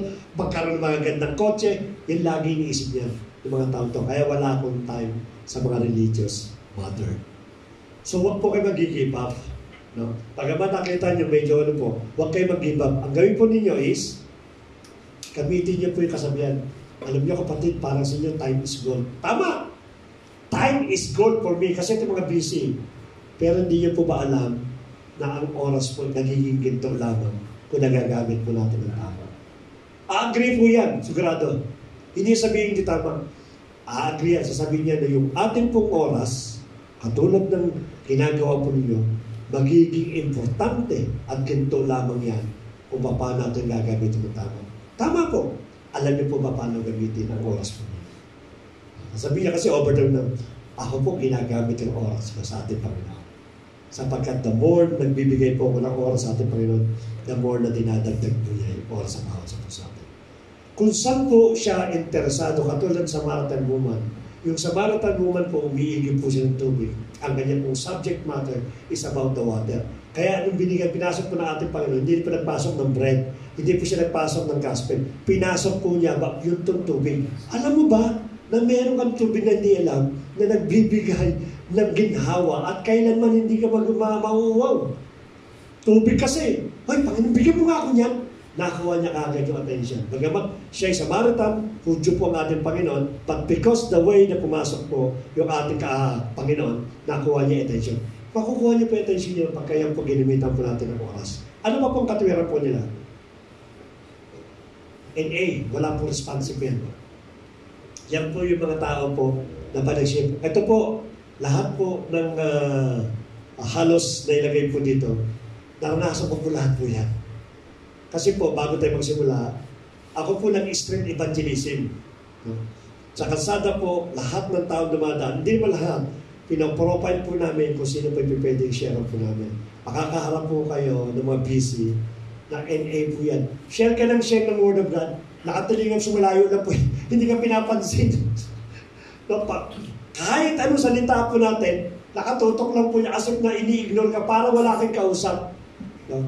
Normally, mapipikon po kayo. Katulad po nangyari po minsan, hindi naman po non-responsive, minsan na po violent reaction. Nandun po ako nung nag-invite po si Ate Danica. Ito sa isang nagbabasa-bas ko lista. Sabi niya, uy, atin ka naman, may base na. Ay, lakas dyan! Ganun kagad eh. Nakita ko po yun, at si Ate Danica na-discourage siya. No? Siguro iniisip niya, pagka in-invite ko siya sa Bible study, total, maganda naman, ang response lagi is okay. Ang response lagi, yes, oh, ganda niyan, ganun. Ay, yung response kasi medyo may pagkabasa. Actually, nandun po ako nung nadinig ko yun. In fact, in-invite ko rin po siya, ganun din po yung response sa akin. Sabi niya, Brad, baka naman libre ka, di punta na nun. Ay, di po, wala pa kung dyan. Matapang yung kanyang response. Alam ko nga dati, eh. Pero hindi ko lang, siguro malaking problema sa buhay niya. So, inisip ko na lang, hindi masasayang ang salita ng ating Panginoon. One of these days, itong taong ito may hipag. Maaalala niya si Ate Danica. Ako nung araw pa, dapat pala, tinanggap ko na invitation ni Ate Danica. Darami sa tao na masayang sa atin. Ito po, bisa mga NA, katulad ng mga violent reaction, huwag po kayo mawawala ng pag-asa. Huwag po natin titigilan. Huwag po na sabihin, dahil napahiya ka, hindi lang mag-evangelize, napahiya ako, ganyan pala naging. Alam niyo po, sa evangelism po, marami experience kayo maranasan. Kasi bakit? Tinuturuan kayo ng ating po Panginoon. Doon po sa New Testament, sa Book of Acts, matutuwa kayo doon. Every time that Peter, John, Paul preaching, sabi doon, thousands of people were added to the churches, or to the church, ang sabi po doon. Kaya kala natin, ay ganun pala ganun. Hindi po. Hindi lang maaaring nasulat dito yung mga failure din ng mga evangelist ng araw. Marami po yan. No, hindi po basta pa nag-share ka, ayos na, darating po yan. Tinuturuan tayo ng ating po Panginoon. So kung sakali pong NR, non-responsive, tanongin mo siya, no? Kung mamamatay po kayo ngayon, saan kayo pupunta? Then suddenly, marirealize niyan, pag namatay pa, saan nga pala pupunta? No? Kahit hindi sumagot po yan, at the back ng kanyang pungay, kasi kamatayan na eh. Diba? Tama po yun. Diba? Kung tatanong siya, paano kung masalasaan nga ngayon, saan ako pupunta? Yung putang kagad, pag namatay po kayo ngayon, kuya, saan po kayo pupunta? Alam niyo po may pupuntahan po ninyo. Now, if you got yung kanyang small attention, that's the time again, pasok niyo po yung John chapter 3, verse 18. Para makita po niya kung saan siya pupunta. Or pasok niya rin po yung John chapter 3, verse 16. Marami pong verses po yan. John chapter 14, verse 6. Iikot at iikot lang po tayo po dyan. Pag nakuha niyo na yung kanyang pong awareness, then you continue sharing the gospel. So imagine po niyo, wala pong lusot, kahit anong klase pong tao po yan. Then, kung sakali pong tatakbo na, visit na katulad ng nangyari sa amin, no? Katulad po yun, kung tutusin po, tinakbuhan kami. Nung si Ate Danica, hindi naman siya tinakbuhan, nakakilala niya. Ako po tinakbuhan, nung sinabi niya, wala pa kanina, malis siya. No? Kung sakali po aalis na po siya, at wala na kayong time na siya po ay ma-share ng Word of God, sapagkat maaari na po na po ito, ano po dapat po yung gawin? Simple lang po, wala rin lusot yan eh. Pagpalain mo. Kapatid, God bless you. Mahal na mahal ka ng ating Panginoon. Alam niyo po ba yung word na yan? Maaaring hindi po nagkaroon impact yan sa panahon nung sinabihan mo siya. Pero darating yan, marirealize siya, pambira, mahal nga ako ng Panginoon. Tama yung sinabi nung Judas na nagsishare sa akin sa basketball. Hindi ko pala binigyan ng pansin. Diba? Every person, sabi ng ating Panginoon, diba? Pag-share ka, pagkanya, pag-pinakalo mo, sabi mo, pagpalain mo siya.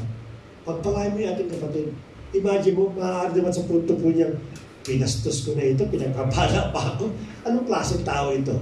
So sabihan po natin, pagpalain ka ng Panginoon at mahal na mahal kayo. Tandaan po niyo po yan. Yan po yung ating pong pangalawa. Ano po yung pangatlo? Type of person. Una, yung mga religious, mga matatanda. Ito po yung mga busy person. Normally sa Saudi Arabia po yan. Ano po yung pangatlo? Yan. Marami po ako nakatagpuan ng mga pilosopo pag sinishare po ang Word of God. Habang nagsishare ka ng Word of God, wala naman yan. Born again, burn again kayo dyan. Marami pong ganyan. Mga pilosopo, yung mga arrogante, mga nangiinsulto. Marami kayo share po yan. Normally, sa bawat sa po sa amin, nung kami po yung mga nag-aaral pa, pag nakakita kami ng arrogante insulto, nagkakaroon kami ng nervyos. Yung bang isang matapang pa na, huwag mo nga kami share dito, baka sipahin ka namin eh. Yun ang pinakano dyan. Parang, huwag po kayo mawawalan ng pag-asa. Alam niyo po, kung titingnan po natin, no, ibabalik po natin in a biblical principle. Lahat kasi yan is spiritual battle.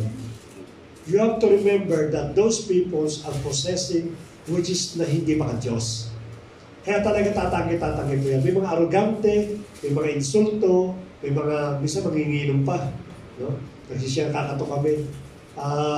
Kasi street evangelism, magandang umaga po. Sabi niya, bakit ma'am? Sabi niya, pwede po ba kami mag-share ng Word of God? Kasi po para mano pa namin eh. Minsan nani, di ka, pasok ka! Pagpasok namin, yung pala, yung mga tao doon, nagiinuman, yung mga tatay, ngayon sana pagpatong ng pinto ngayon, kumakalabas yung ganyan, lalabas eh. Ay hindi, pagpasok mo, sasarado na eh. Maupo ka dyan sa nagiinuman, ako. So dapat composure po tayo. Compose tayo talaga. Kasi nakaranas po kami ng ganyan. In fact, ang isang personal experience ko po, kasi po kami po ginagawa po namin, sinusundo kami ng sakyan, ng jeep, tapos i-drop kami doon sa lugar. Doon kami mag-evangelize. Ay minsan napunta po kami. Ako po tiga Mandaluyong, nadala po kami ng Mandaluyong. No? At yung Mandaluyong po, may tawag po doon ay release na bakal. Yung release na bakal, kasi release po yan, talaga nung walang tirahan, normally nakatira doon, squatter. Yung talagang hindi nagbabayad ng lupa eh. No, kami po yung naglalaro ng basketball doon, kahit paano. At yun ang pinagpapasalamat sa Lord bago kami naman sa punto. Siguro somehow, nakilala ko, naglalaro kami ng basketball, yung mga kabataan, tsaka yung mga tatay, nakikita naglalaro kami ng basketball. So, pero ang usapan doon, pag meron daw ibang tao pumasok doon, yan ang pinakakwento-kwentuhan eh. Hindi na raw po nakakalabas ng buhay. Sisimulan ka doon sa highway, sa diretso yan, lalabas ka sa panibagong kalsada. Yung pong sa riles ng tren, kung tawagin daang bakal, kabilaan po yan, nagiinuman, may mga tato, tapos habang nagiinuman, may madalang kutsilyo, yan po pinakalupan. Yung kami nilapag during that time. 4 po kami estudyante. Hindi lang, tiga doon ako, sinabi tiga doon ako eh. At lakad lang kami. Ang sabi po nung aming pong deacons, yan, suyurin niyo yan, daang bakal na yan. Eh, meron kami nakasalubong kabataan. Sabi ng kabataan eh, saan po kayo pupunta? Kasi alam mo na, para kami mga nakondado, mga nakakwento kami. Ang Mormons, parang ganda din namin. Kaya alam kagad, mag-share kami ng Word of God. May Bible pa kami. Hard copy ng araw. Wala namang cellphone eh. Saan kayo pupunta? Sabi ng kabataan, mag-share lang po kami ng Word of God. Alagkamali kayo na pinasok. Pagdating sa kabila, baka hindi na kayo makalabas ng buhay. Tapos sabi ng mga kasama ko, tatlo estudyante, huwag tayo pumasok dyan. Hindi tayo nilapag eh. Hindi talaga direction ng Lord.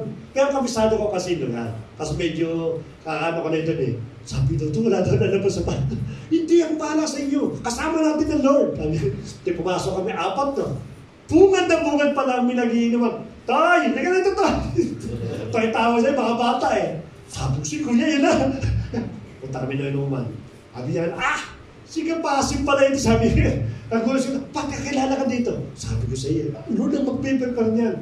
So nag-share po kami doon. Yung sabi ko sa inyo na tinawag kami sa loob ng bahay na may nagiinuman po. We continue sharing the Word of God. Alam niyo po yung experience na hindi po pwede malimutan. Na pagdating po sa ganung klase po, kung dala mo katotohanan, dala mo Word of God, hindi ka dapat matakot kahit kanino. No one can touch you during that time. Ang dami namin dinaan. So kwento po, ano mangyayari po? Sasabihin niya, pare-pare yung mga reliyon ninyo, huwag mo kasyaran. Ano man anong sagot mo dapat natin? Yeah. Tell them yes. Pare-pareho pong reliyon. Kaya nga po hindi kami nag-share ng religion. We are sharing a relationship. Balik ulit tayo sa John chapter 3, verse 3. Ganun na po gagawin po yun. No, hindi po kami nagpunta rito para po convince kayo na kayahin yung religion namin. Kami po, wala po kami religion. Hindi po kami nagbebenta ng religion at hindi po kami po narito para ibahagi yung relationship nyo sa ating po Panginoon. According po sa John chapter 3 verse 3, maliban ang isang tao ay panganak na mali, hindi siya makikita ang aral ng Diyos. Ganun lang po yan. Napakadali po yan. At sigurado magkakaroon po ng awareness po yan. Sometimes habang nag-share ka, nonsense ang sinasabi niya. Para na mapikon ka. Ito yung sinasabi mo, going to the right, then going to the left, or going to the front. Ganun po itong arroganting ito. Para lang po may insulto bawat sa puso natin. Ano gagawin po natin? Mag-compose ka lang. No? Pasahin natin yung Revelation chapter 20 verse 15. Pakibasa po muna ng unang makakita. Revelation chapter 20 verse 15. Pagka po tayo po ay hindi na pinakikinggan at tayo ginugulo at tayo po ay parang napapastos na. Pasahin niyo po yung Revelation chapter 20 verse 15. Pakibasa po ng una.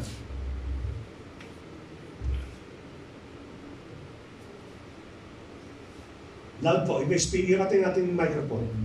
Revelation chapter 20 verse 15. Ano po sinasabi mo dyan? Was not found written in the book of life, was cast into the lake of fire. Dinandig. Revelation 20:15. And whosoever was not found written in the book of life was cast into the lake of fire. Yan, ba? Hindi ka pinakikinggan. Pinapastos ka. Ngayon sabi mo sa kanya, ang sabi mo pala sa Revelation chapter 20 verse 15, pag hindi daw po natagpuan yung pangalan natin sa libro ng buhay, sa palagay po ninyo, nasa libro po ba kayo ng buhay? Magtataka yan eh. Ang sabi daw po doon, itatapon at ibubulid sa dagat-dagatan. So, nananakot kaya tayo? Hindi po. Tay, ito po sinabi sa Revelation chapter 20 verse 15. Kaya nga po narito kami para ipaalam sa inyo yung katotohanan.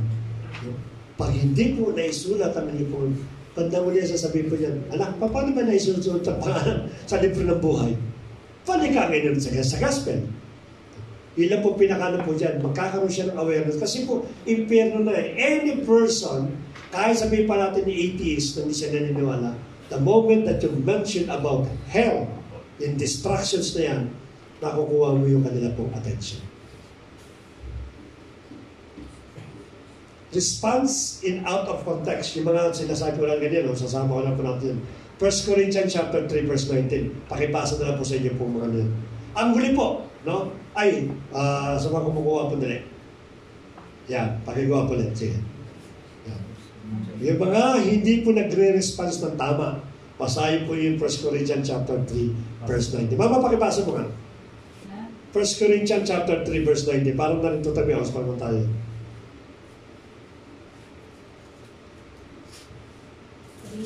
3:19.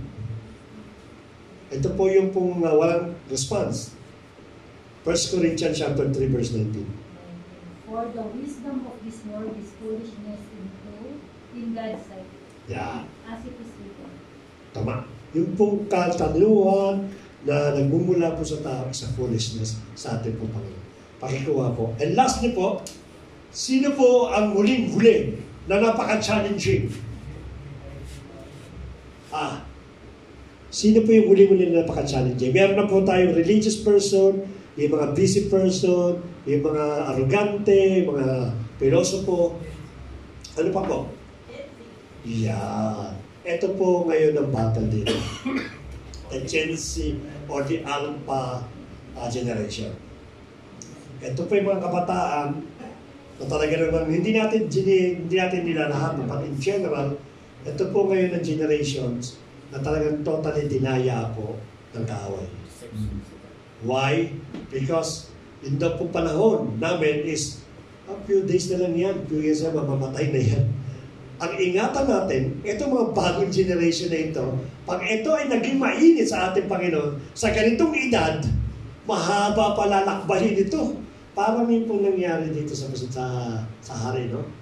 Normally, yung pumapalit po na hari, may edad na. Sabi niya, maghintay ka na lang. Few years lang naman mamamatay yan. Tayo naman napapalit. Eh this time, nanganganib po sila. Kasi yung papalit pong hari, napakabata. At maraming taon pa na maghahari ito sa Saudi Arabia. Kaya meron silang worry.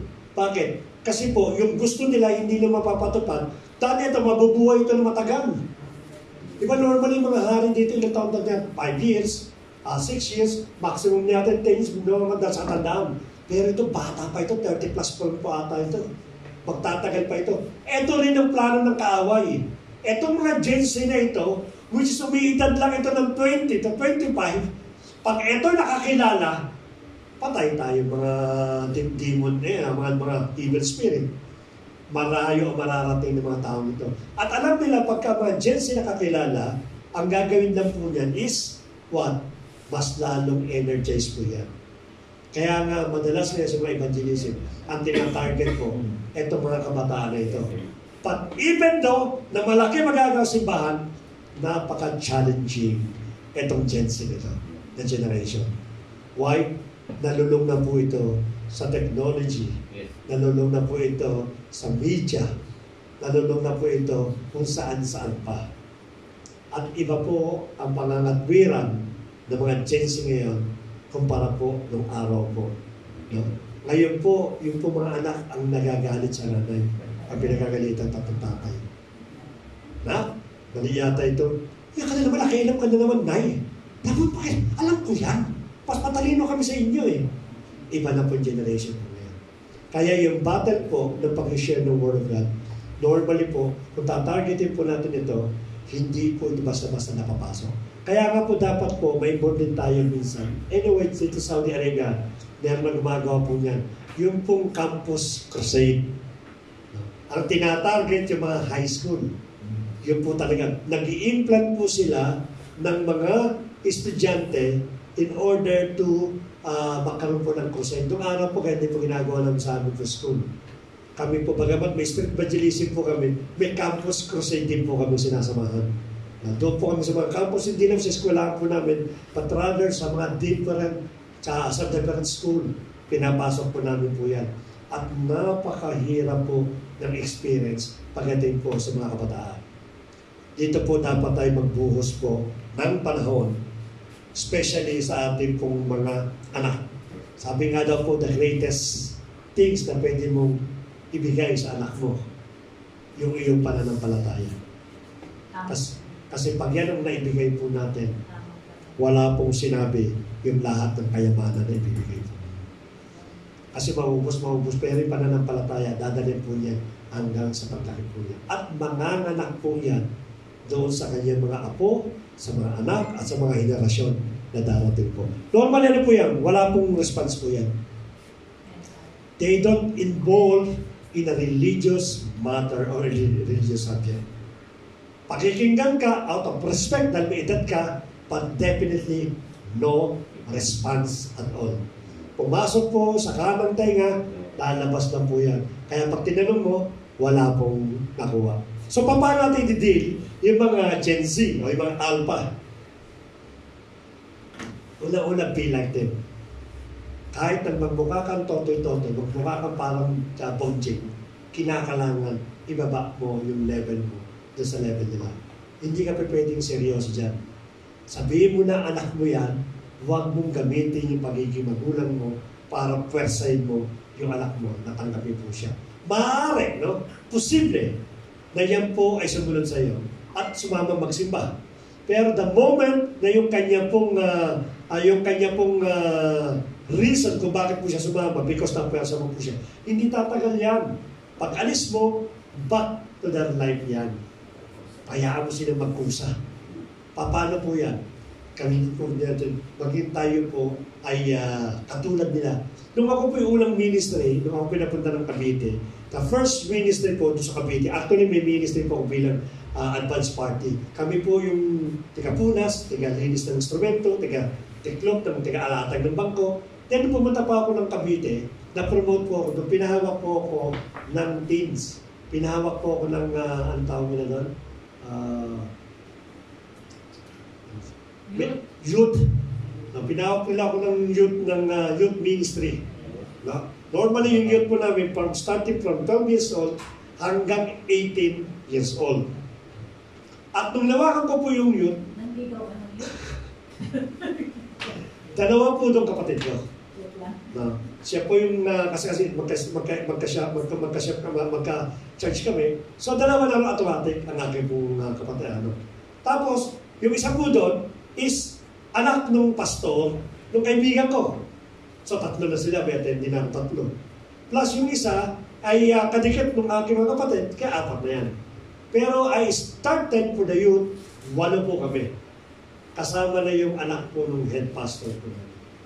So when they give to, isa pong objective ko, maging itong mga youth na ito ay lumaki na meron pong matatang na mainit. Mainit kasi mainit po ng paglilingkod namin ng araw. At the same time, malalim po sa Bible. No? Malalim yung pinag-aralan. So I make a module na galing po doon sa pastor po namin. Ito daw ituro namin. So I started teaching youth sa mamagitan po ng module po ng pastor. Yung head pastor po namin. Nagsimula kami after few weeks, naging 7 na lang kami. Hindi na matin yung isa. Wala na. Siyempre, ikaw magtatanong ka, asa si ganyan? Pastor, sabi nyo may ayaw kong matin na ganun eh. Okay, sige, magpatuloy tayo. Mga ilang linggo, 6 na lang. Pinipino, 6 na lang ito. Sabi ganun. And to make the story short, sa tagal namin nagka-share, nauwi po sa 3. 2 kapatid ko, at yung isa pong pamangkin ng kaibigan kong pastor. Kasi hindi siya makakatanggi. Dahil unang-una, kaibigan ko yun, pagkaganita siya, hindi, maganda gano'n. Kaya 3 na lang po kami. That is the time I started asking, Lord, alam mo yung seriousness ko. Why these things happen? Asa na yung mga kabataan? Then suddenly, God touched my heart. Ano ba ang dinidin mo? 12 years old to 18 years old. Sabi nga, paano mo pinipresent sa mo? Bilang elders. Kaya parang, hindi maintindihan ng kabataan ko yun. They never understand kung ano yung goal mo. Kasi bakit? Kasi ang tinuturo mo, yung pang mga 50 years old, mga pamatatanda, ang tinuturuan mo, bata. No? Hindi ka humingit eh. Seryoso ka pagpasok, let us sing, let us worship God, let us... Hindi alam ng kabataan yan. Ang kabataan maghanap yan ng something na fun, something na magiging, hindi magiging burden sa kanila. And that is the time, yung pong module na binigay po ng pastor sa amin. Pastor, na yung module mo. Walang kwenta yung module. Nag-devise po ako ng module. 3 kami, sabi ko natitira sa amin, then, tinuturo ko sila, ano yung memory verse mo? Sila pinagtuturo ko ngayon. Minsan may mga interactive kami, meron kang brainstorming, mopo kami, gano'n. Nagkukwentuhan kami, yung kabataan. Sino yung mga class ninyo? Kung ano, kanong-usapan. Kasi class, ay, hindi, kuya, may ganyan. Baka mabubuking mo kami. Hindi, siyempre dapat may class ka. So mag-open up, mag-ano. Hanggang sa makarating doon sa nawawa ng mga kabataan. Uy, atin kayo, bakit? Ang ganda na pinag-usapan namin si Crush. Ay, talagang, sinabi na ni Pastor yan. Kasi stricto nga ako eh. Sabi niya, ay, ang ganda pala. Sige, atin ako. Tumating ulit, 4, 5, 6, nagpanikan sila. Talagang kada magsisimula kami ng ganun po ginagawa po namin. Na bago ko ipasok yung Word of God, nagkakaroon muna kami ng kasiyahan, kala nila nagkakasiyahan kami, hindi niya alam, unti-unti ko na po sinisip sa mga Word of God. Alam niyo po, umabot kami kailan? 35 na kabataan ang nakuha ko during that time. Nung ako po ay nagsisigas na nakita ng head pastor namin, anong pinagagawa mo po, Evan? Bakit hindi mo ginagamit yung module ko? Sabi ko, Pastor, kasi po yung ating module, unang-una, hindi na po uso yan, paso yan sa mga kabataan. Sabi niya, hindi! Rebellion ka! Meron kang rebellious spirit, sabi sa akin ganun. Hindi nakita kung gano'ng karaming kabataan na uma-attend during that time. At uma-attend ng every Sunday sa service namin. At every time na sila po ay tuwang-tuwa po itong mga batang ito. Tuwang-tuwa po sila. Nahakot po namin lahat po yan, 35. Sabi ng mga magulang, minsan, ikaw po ba yung nagtuturo sa anak ko? Sabi ko, sino po yung anak po ninyo? Sinabi niya, ay opo, kasama po siya sa iyo. Ay, salamat po talaga, kuya. Ang bait na ng aking anak ngayon. Ang laki ng impact nila, hindi nila lang. Naglalaro kami, but little they know, unti-unti kong inuhubog yung karakter po nila. Ang masaklap lang po, tinanggal ako sa iyo. During that time. I was removed by the... At yung mga bata po nag-iyakan during that time. Ang dami po na nag-iiyakan. Sabi po ng isang pastor na kaibigan ko, hindi po ba kayo nagkakaroon ng guilt? Sabi niya sa pinakayat pastor. Nakita niyo kung gaano kamahal ng mga kabataan na ito, yung tinanggal po niyo. But I don't care. Parang ganun ito. So nawala po. In short, nawala po. Yun po sinasabi ko dito. Be with them. Pagka-gadget pinag-uusapan, ano ba latest technology? Ano bang maganda sa iPhone 16? Makwento po yan. Uy, may crush kaya yata. Sino ba yung mga crush? Unahin niyo po gano'n. Pag nahulog po loob yan, unti-unti po kayo pumasok about the gospel. Huwag nyo kagad papasokan ng gospel. Mga-awkward po yan. Hindi po yan makakatanggap. Ano po kayo mani? Mabibilaukan. Ano pa po? Ask question how the new generation can change the world for betterment. Kayo mga kabataan, ano ba yung pwede nyo i-contribute para magkaroon po ng katulad ngayon? No? Magandang isya sa mga kabataan. Kasi yung aking anak, involved din eh. Ano masasabi mo bilang kabataan sa nangyayari sa Pilipinas na nag-aaway po yung Bongbong Marcos at yung Pong Duterte? Ay talaga namang sisingit yan. Kasi kuya, ganyan eh. Marami sasabihin yan.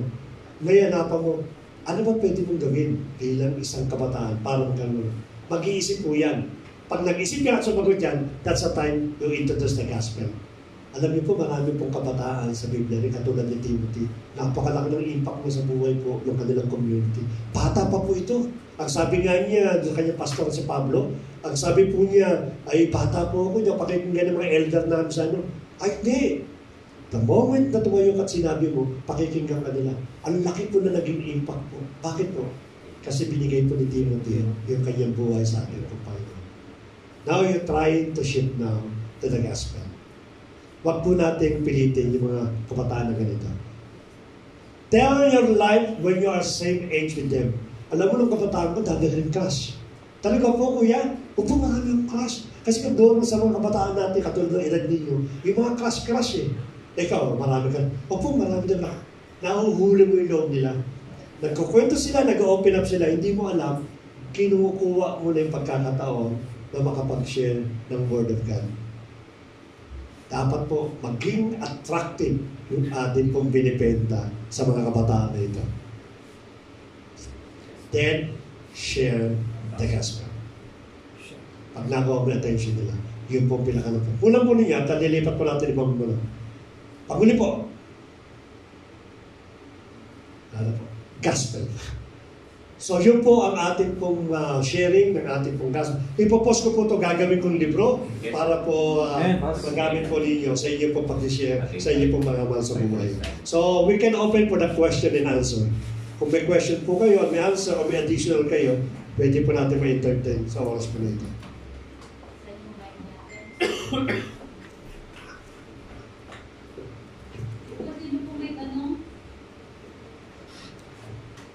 May natutunan po ba tayo? Amen. Napakasimple ng mga presentation ni Pastor, ano? At palagay ko magiging effective para sa atin. So, ilang verses lang pala may memorize natin at makakapag-evangelize na tayo. So, sige po, sinong may tanong? Let's say, siguro, paano, Pastor, kung ipapresent ang magulang ko ganito, o kaya, ang pagkakilala nila sa akin ganito, pwede ka mga question, no? Saan mo nakikita yung sarili mo na magkakaroon ka ng difficulty na i-present yung gospel?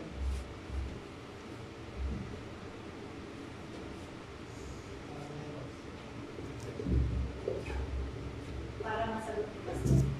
Ang katanungan ko po is, paano po makikipag-deal sa isa pong tao na nasa Gen Z o age 45 kung hindi na iniwala sa religion o Diyos.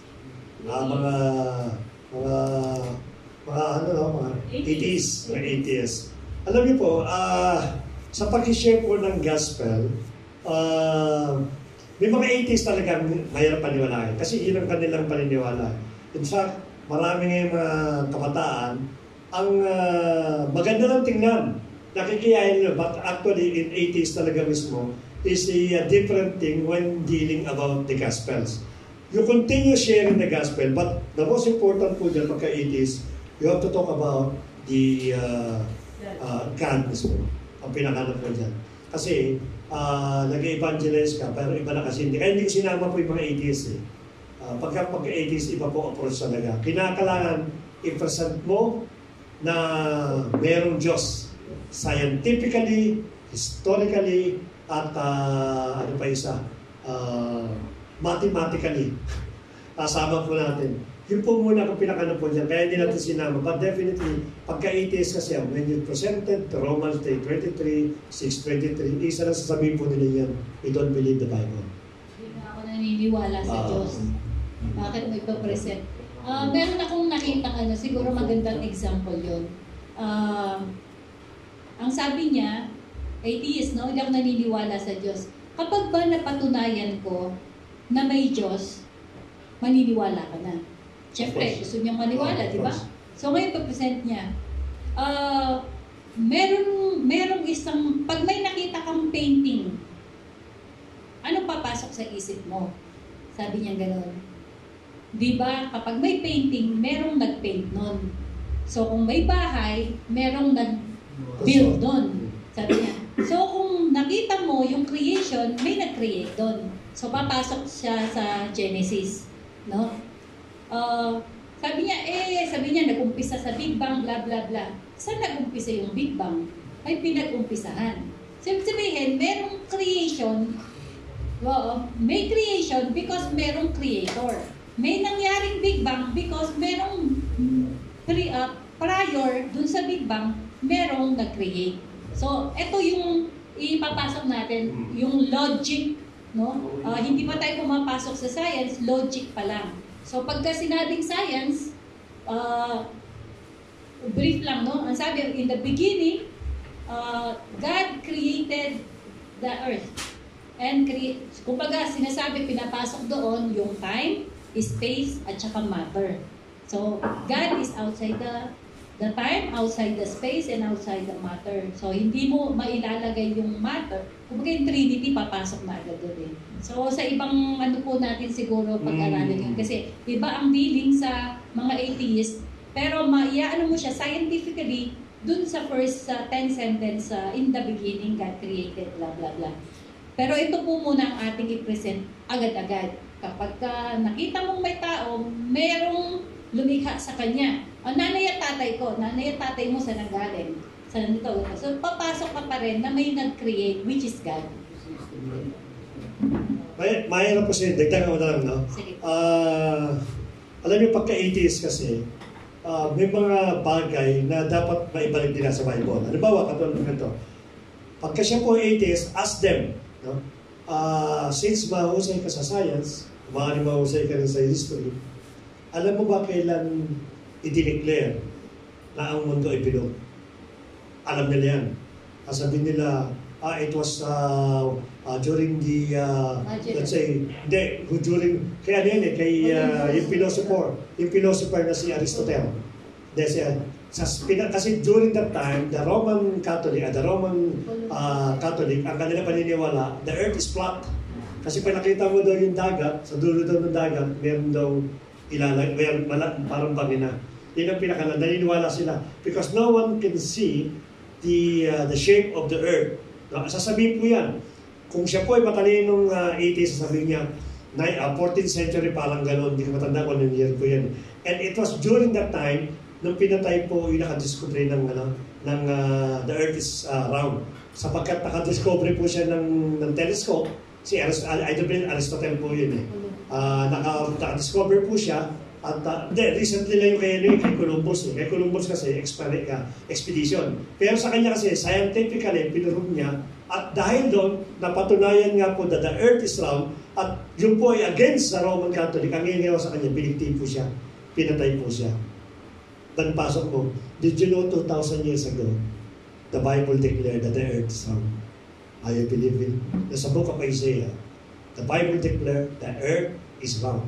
How come that these people without telescope, without information, without the advancement of science, that can tell the earth is round? It is only God can tell that, and that is the Bible. Isa sa mga prueba po yan, marami akong prueba po yan. Pagka-80s kasi mayroon pa siya gamitin ng Bible concerning sa pinagkaraan natin. Sabihin lang po niya, tapos ka na. Hindi ako naniniwala. Any Bible, any verse in the Bible, hindi ko pininiwala niya, hindi ako naniniwala sa Diyos.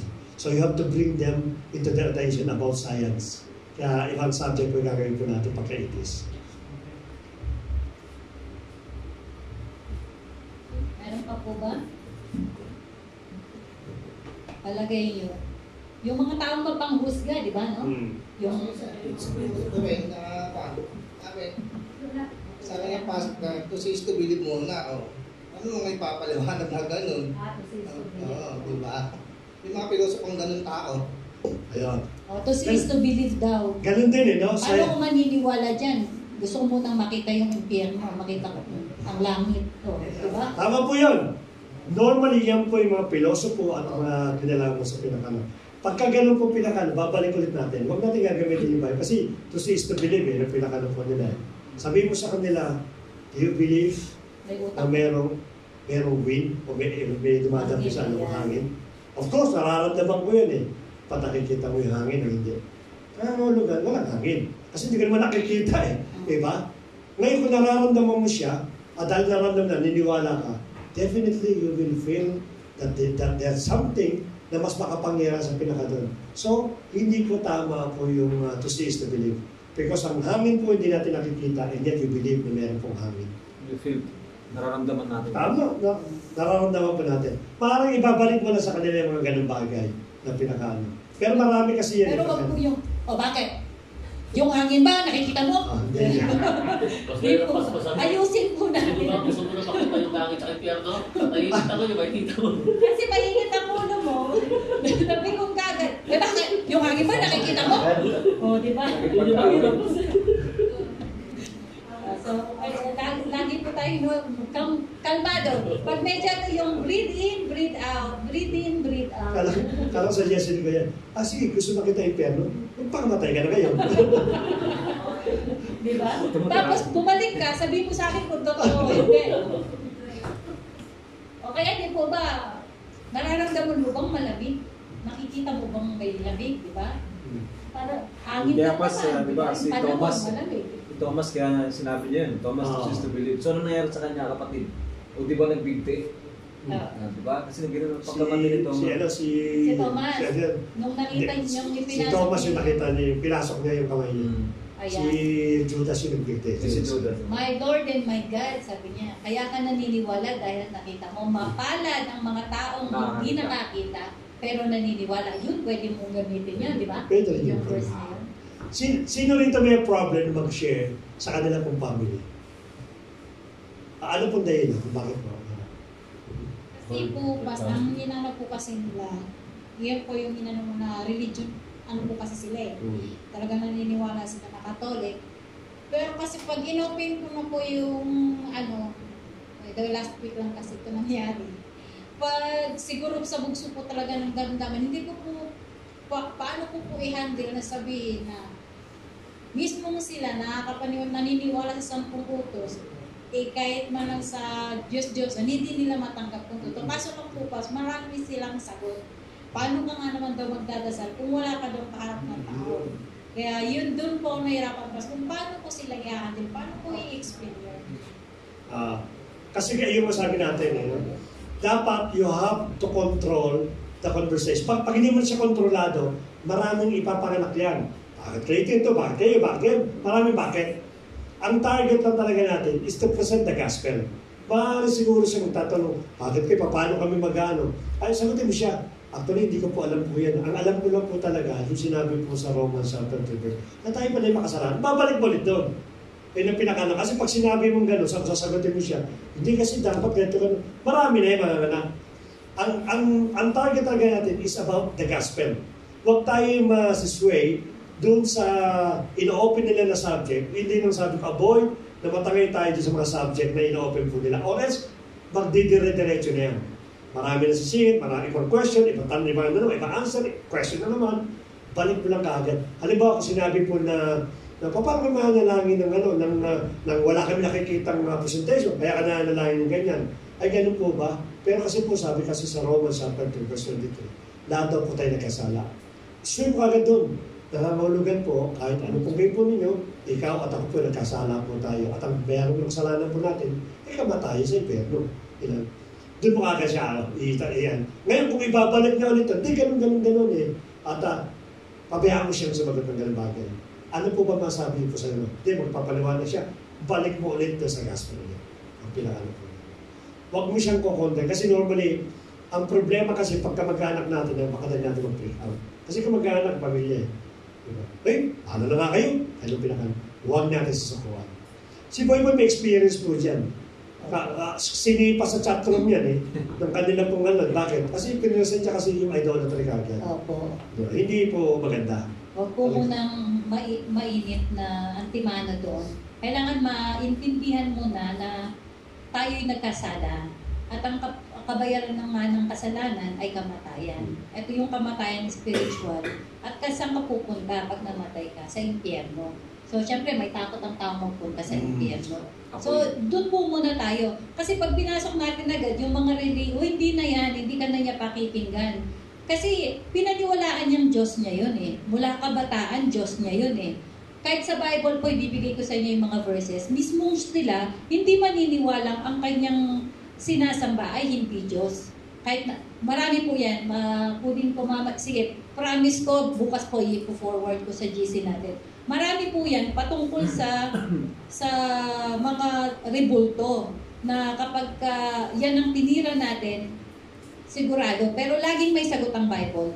Kasi sinabi niya, kinuha mo yung kalahati ng kahoy, isa pinanggatong mo, isa ginawa mong imahe, sinamba mo. Sabi niya, anong pagkakaiba nun, di ba? Tapos kinuha mo yung isang imahe, inanyuhan mo bilang tao, hayop o ano man, ipinatong mo sa isang bagay, hindi man lang kanya makalipat sa isang lugar kung hindi mo bubuhatin, may kamay, hindi makahawak, may paa, hindi may mata, hindi makatingin, may tenga. So, malinaw na ito yung dinidescribe ng Lord. Pero hindi pa muna tayo doon.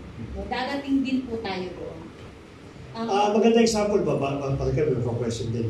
Yung pong pinag-aaral natin sa Old Testament, no? Ilang taon nilang pilit na sinasabi ng mga propeta, yung idolatry ninyo, nakakasala kayo doon. Bakit hindi mawala sa culture po ng Hudyo? Kasi na-adapt na nila eh. For so many years, in-adapt na nila yun. Yun yung kanilang pinaniwalaan. Ngayon, suddenly, pag si-share mo yung magulang mo o yung pamilya mo, gusto mo, sa linggo lang, tagal ka. Hindi po masama na. It take times. Ang mahalaga na po muna rito, maunawaan nila yung gospel.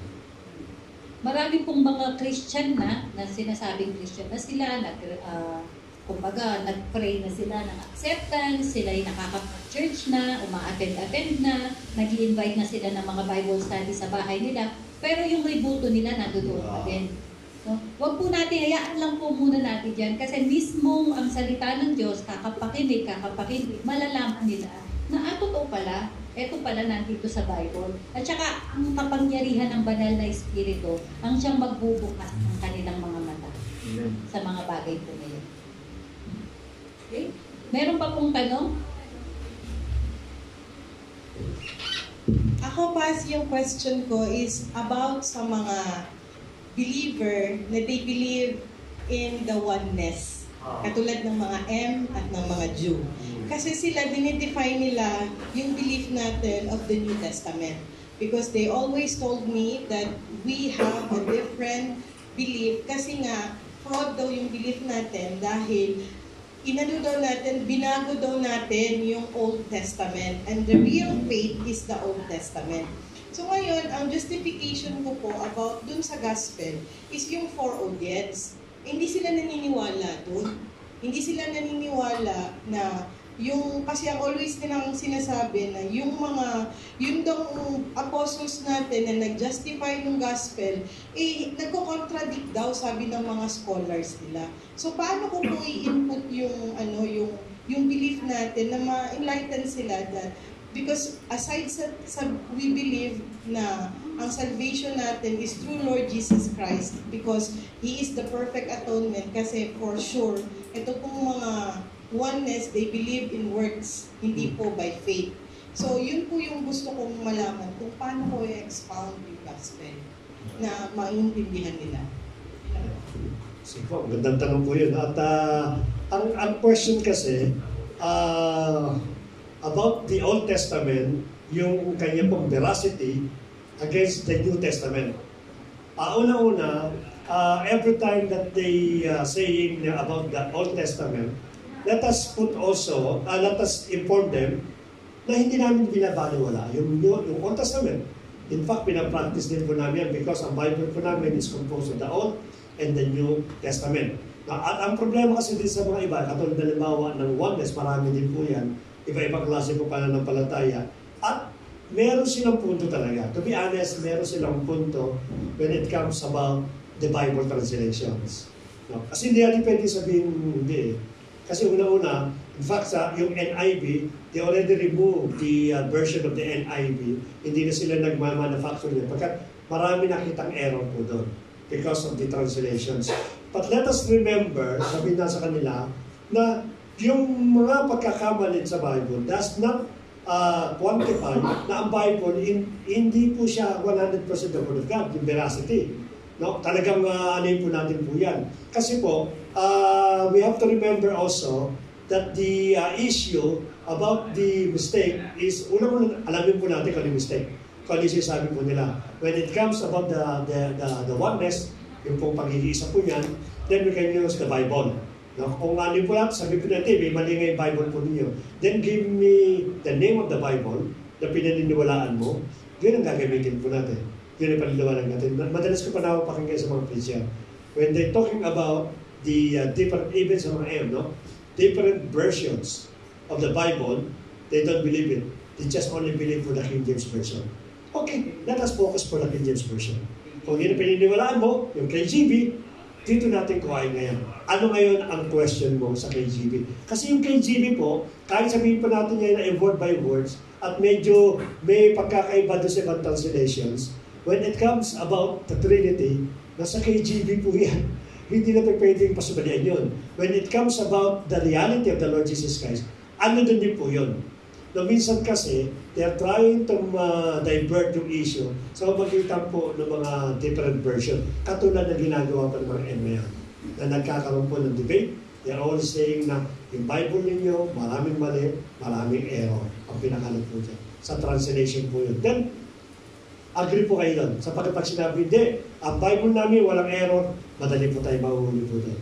Maglalabas lang po yan ng NIV at i-highlight niya, ito, wala dito, mali ito, inedit ito, marami po ganun po yan. Sabihin po natin, ano Bible na pininiwalaan mo? Then let us discuss what inside that kind of Bible. Yung pong King James Version. Mahirap po kasi i-discuss at sabihin na 100%. Pagkamat ang ating pong paniniwala, the Bible is the word, 100% the Word of God. But because of the different translation, nagkaroon po ng minor. Again, uulitin ko po, minor error. Pag sinabi po natin minor error, nangangahulugan, it not pertains about the doctrines. Iba kasi doktrina. Yung mga edit lang po, ng mga pinaganda, pero yung doktrina, anumang translation po ng Bible, ito po, blatantly sasabihin ko, hindi po nagbabago yan sa translation. Yung doctrine po ng ating po Panginoon.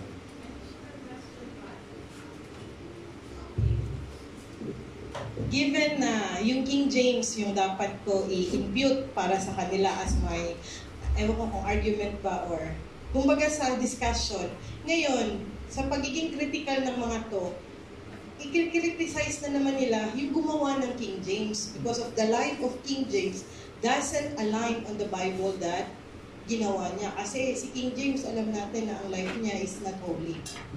So, paano ko na naman yun i-dispute? Sasabihin ginawa din ng King James, ni King James, no? Ang pinakalo.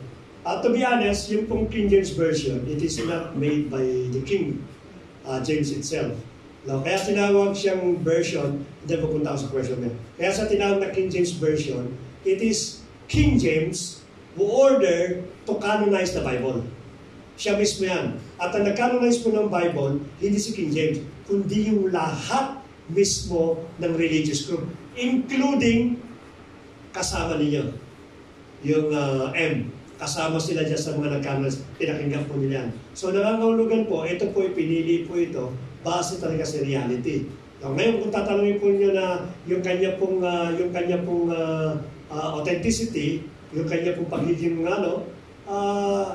dadaan na po tayo sa mga historical. Ipapasok na po natin yung pong Dead Sea Scroll, yung Septuagint, etc. na magpapatunay po yung King James Version ang siyang pinakamalapit po sa New Testament, sa Old Testament. At kung sasabihin po natin yung may interest po ito, we can go back the same questions with them. No? Hindi mo kayang patunayan sa akin na yung mismong ginagamit ninyo ang sumulat niyan ay Diyos, kamay niya mismo. Hindi mo mapapatunayan sa akin po yan. Kaya nga, sabihin mo sa akin na meron kang witness, nakakita, na yung sulat ng libro nyo, nakita mo ang Diyos ang mismo ng Diyos. Kasi sulat daw ng Diyos yan eh. No? Wala kang pwede mong i-prueba. Yung laman, definitely maaari patungkol sa Diyos nyo, but definitely wala kang prueba para sabihin mo na ang sulat nito ay Diyos.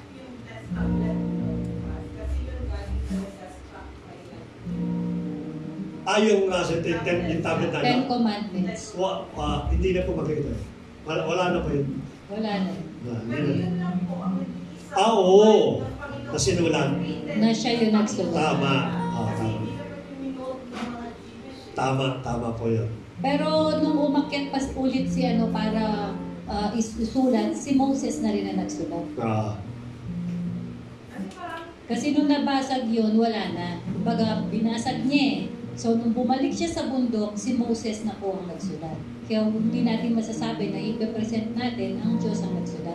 Kasi binasag nga ni Moses sa galit dahil sumasamba sila sa Diyos-Diyosan. So, yung makikita natin na sinulat kanila kung existing man yun, si Moses na po ang nagsulat na. Kaya ang pinag-aralan natin most important kasi yung question nila. The most important, sabi ko sa inyo noong una, kaya sabi ko, yung profiling. Pinoprofile mo na kung sino talaga yung hinihipo ng Lord na pwede mo share ng Word of God. Halimbawa, kung nakita mo ng M, mahirap yan. Hindi ko sinasabing no? Pero ang tendency kasi, hindi kayo magtatagpo. Una-una, magkaiba kayo ng libro. May libro siya, may libro tayo. Wala tayong tatagpo sa gitna. Kaya dapat ang sinishare po natin, yung alam natin na talaga namang pwedeng ipuin ng ating po Lord. Pero yung mga M, napakahirap po niya siya.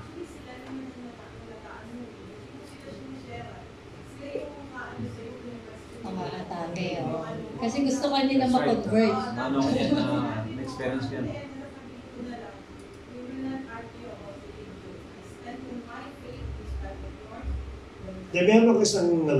Meron akong kasama sa trabaho, matawa. Talagang religiously, talagang katabi. Lagi siya kahit hindi pa sa radyo, puro ganun tagalan niya. Lagi niya, one time nagsama kami sa kotse, nag-share kami about the belief ng bawat sa amin. Sabi niya, ano bang paniniwala sa Kristiyano? Siya rin nagsishare din po siya. Hindi kayo magkakasundo eh. Nagsishare ako, nagsishare din po siya. So, ginawa ko, nag-stop ako. Dahil hindi kayo magkakasuntindihan, tinanong ko ngayon siya. Sabi ko doon sa libro ninyo, sabi ko, paano mo makapunta ng langit? Sabi niya, madali lang. Dapat ganito ginagawa mo, dapat sa yung pillars nila, yung pinakano, ganito. Marami siya nilitan niya. Ito dapat ang gawin mo. Kasi yun ang tinuturo ng aming libro. Tinanong ko siya ngayon. Bilang ikaw ay isang religious na nagawa mo na ba yan? O nagagawa mo ba yan? Wala makakagawa ng ganyan. Ay saan ka mapupunta kung di mo nagagawa? Bigla siya nag-isip eh. Oo nga, tama nga. Sinabi ko di ko mo nagagawa. Sabi ko, pag hindi ka punta ng langit, saan ang punta mo? Sabi niya, sa atin yung nahimik siya, pero sa amin, ang sabi, tanggapin mo ang ating Panginoon sa Kristo. Katulad din ng James 2:10. James 2:10. Doon ka mapupunta. Kasi yung niya eh, sabihin mo sa kanila, sa mga kasi maraming discussion yan eh. Sabihin mo, paano po makapunta ng langit? Lilita niya yung kanyang pillars. Marami silang pillars eh. Tanungin mo ngayon siya, nagagawa mo ba lahat yan? Sabi niya, walang sino man ang pwede makagawa niya. Then wala makakapunta sila. Ang langit po niya empty. Sa wala po makakagawa.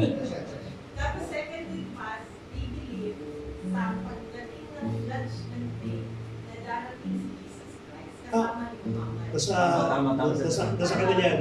Advance na tayo. Kasi believe in Jesus Christ. Sila, alam nila na darating si Jesus.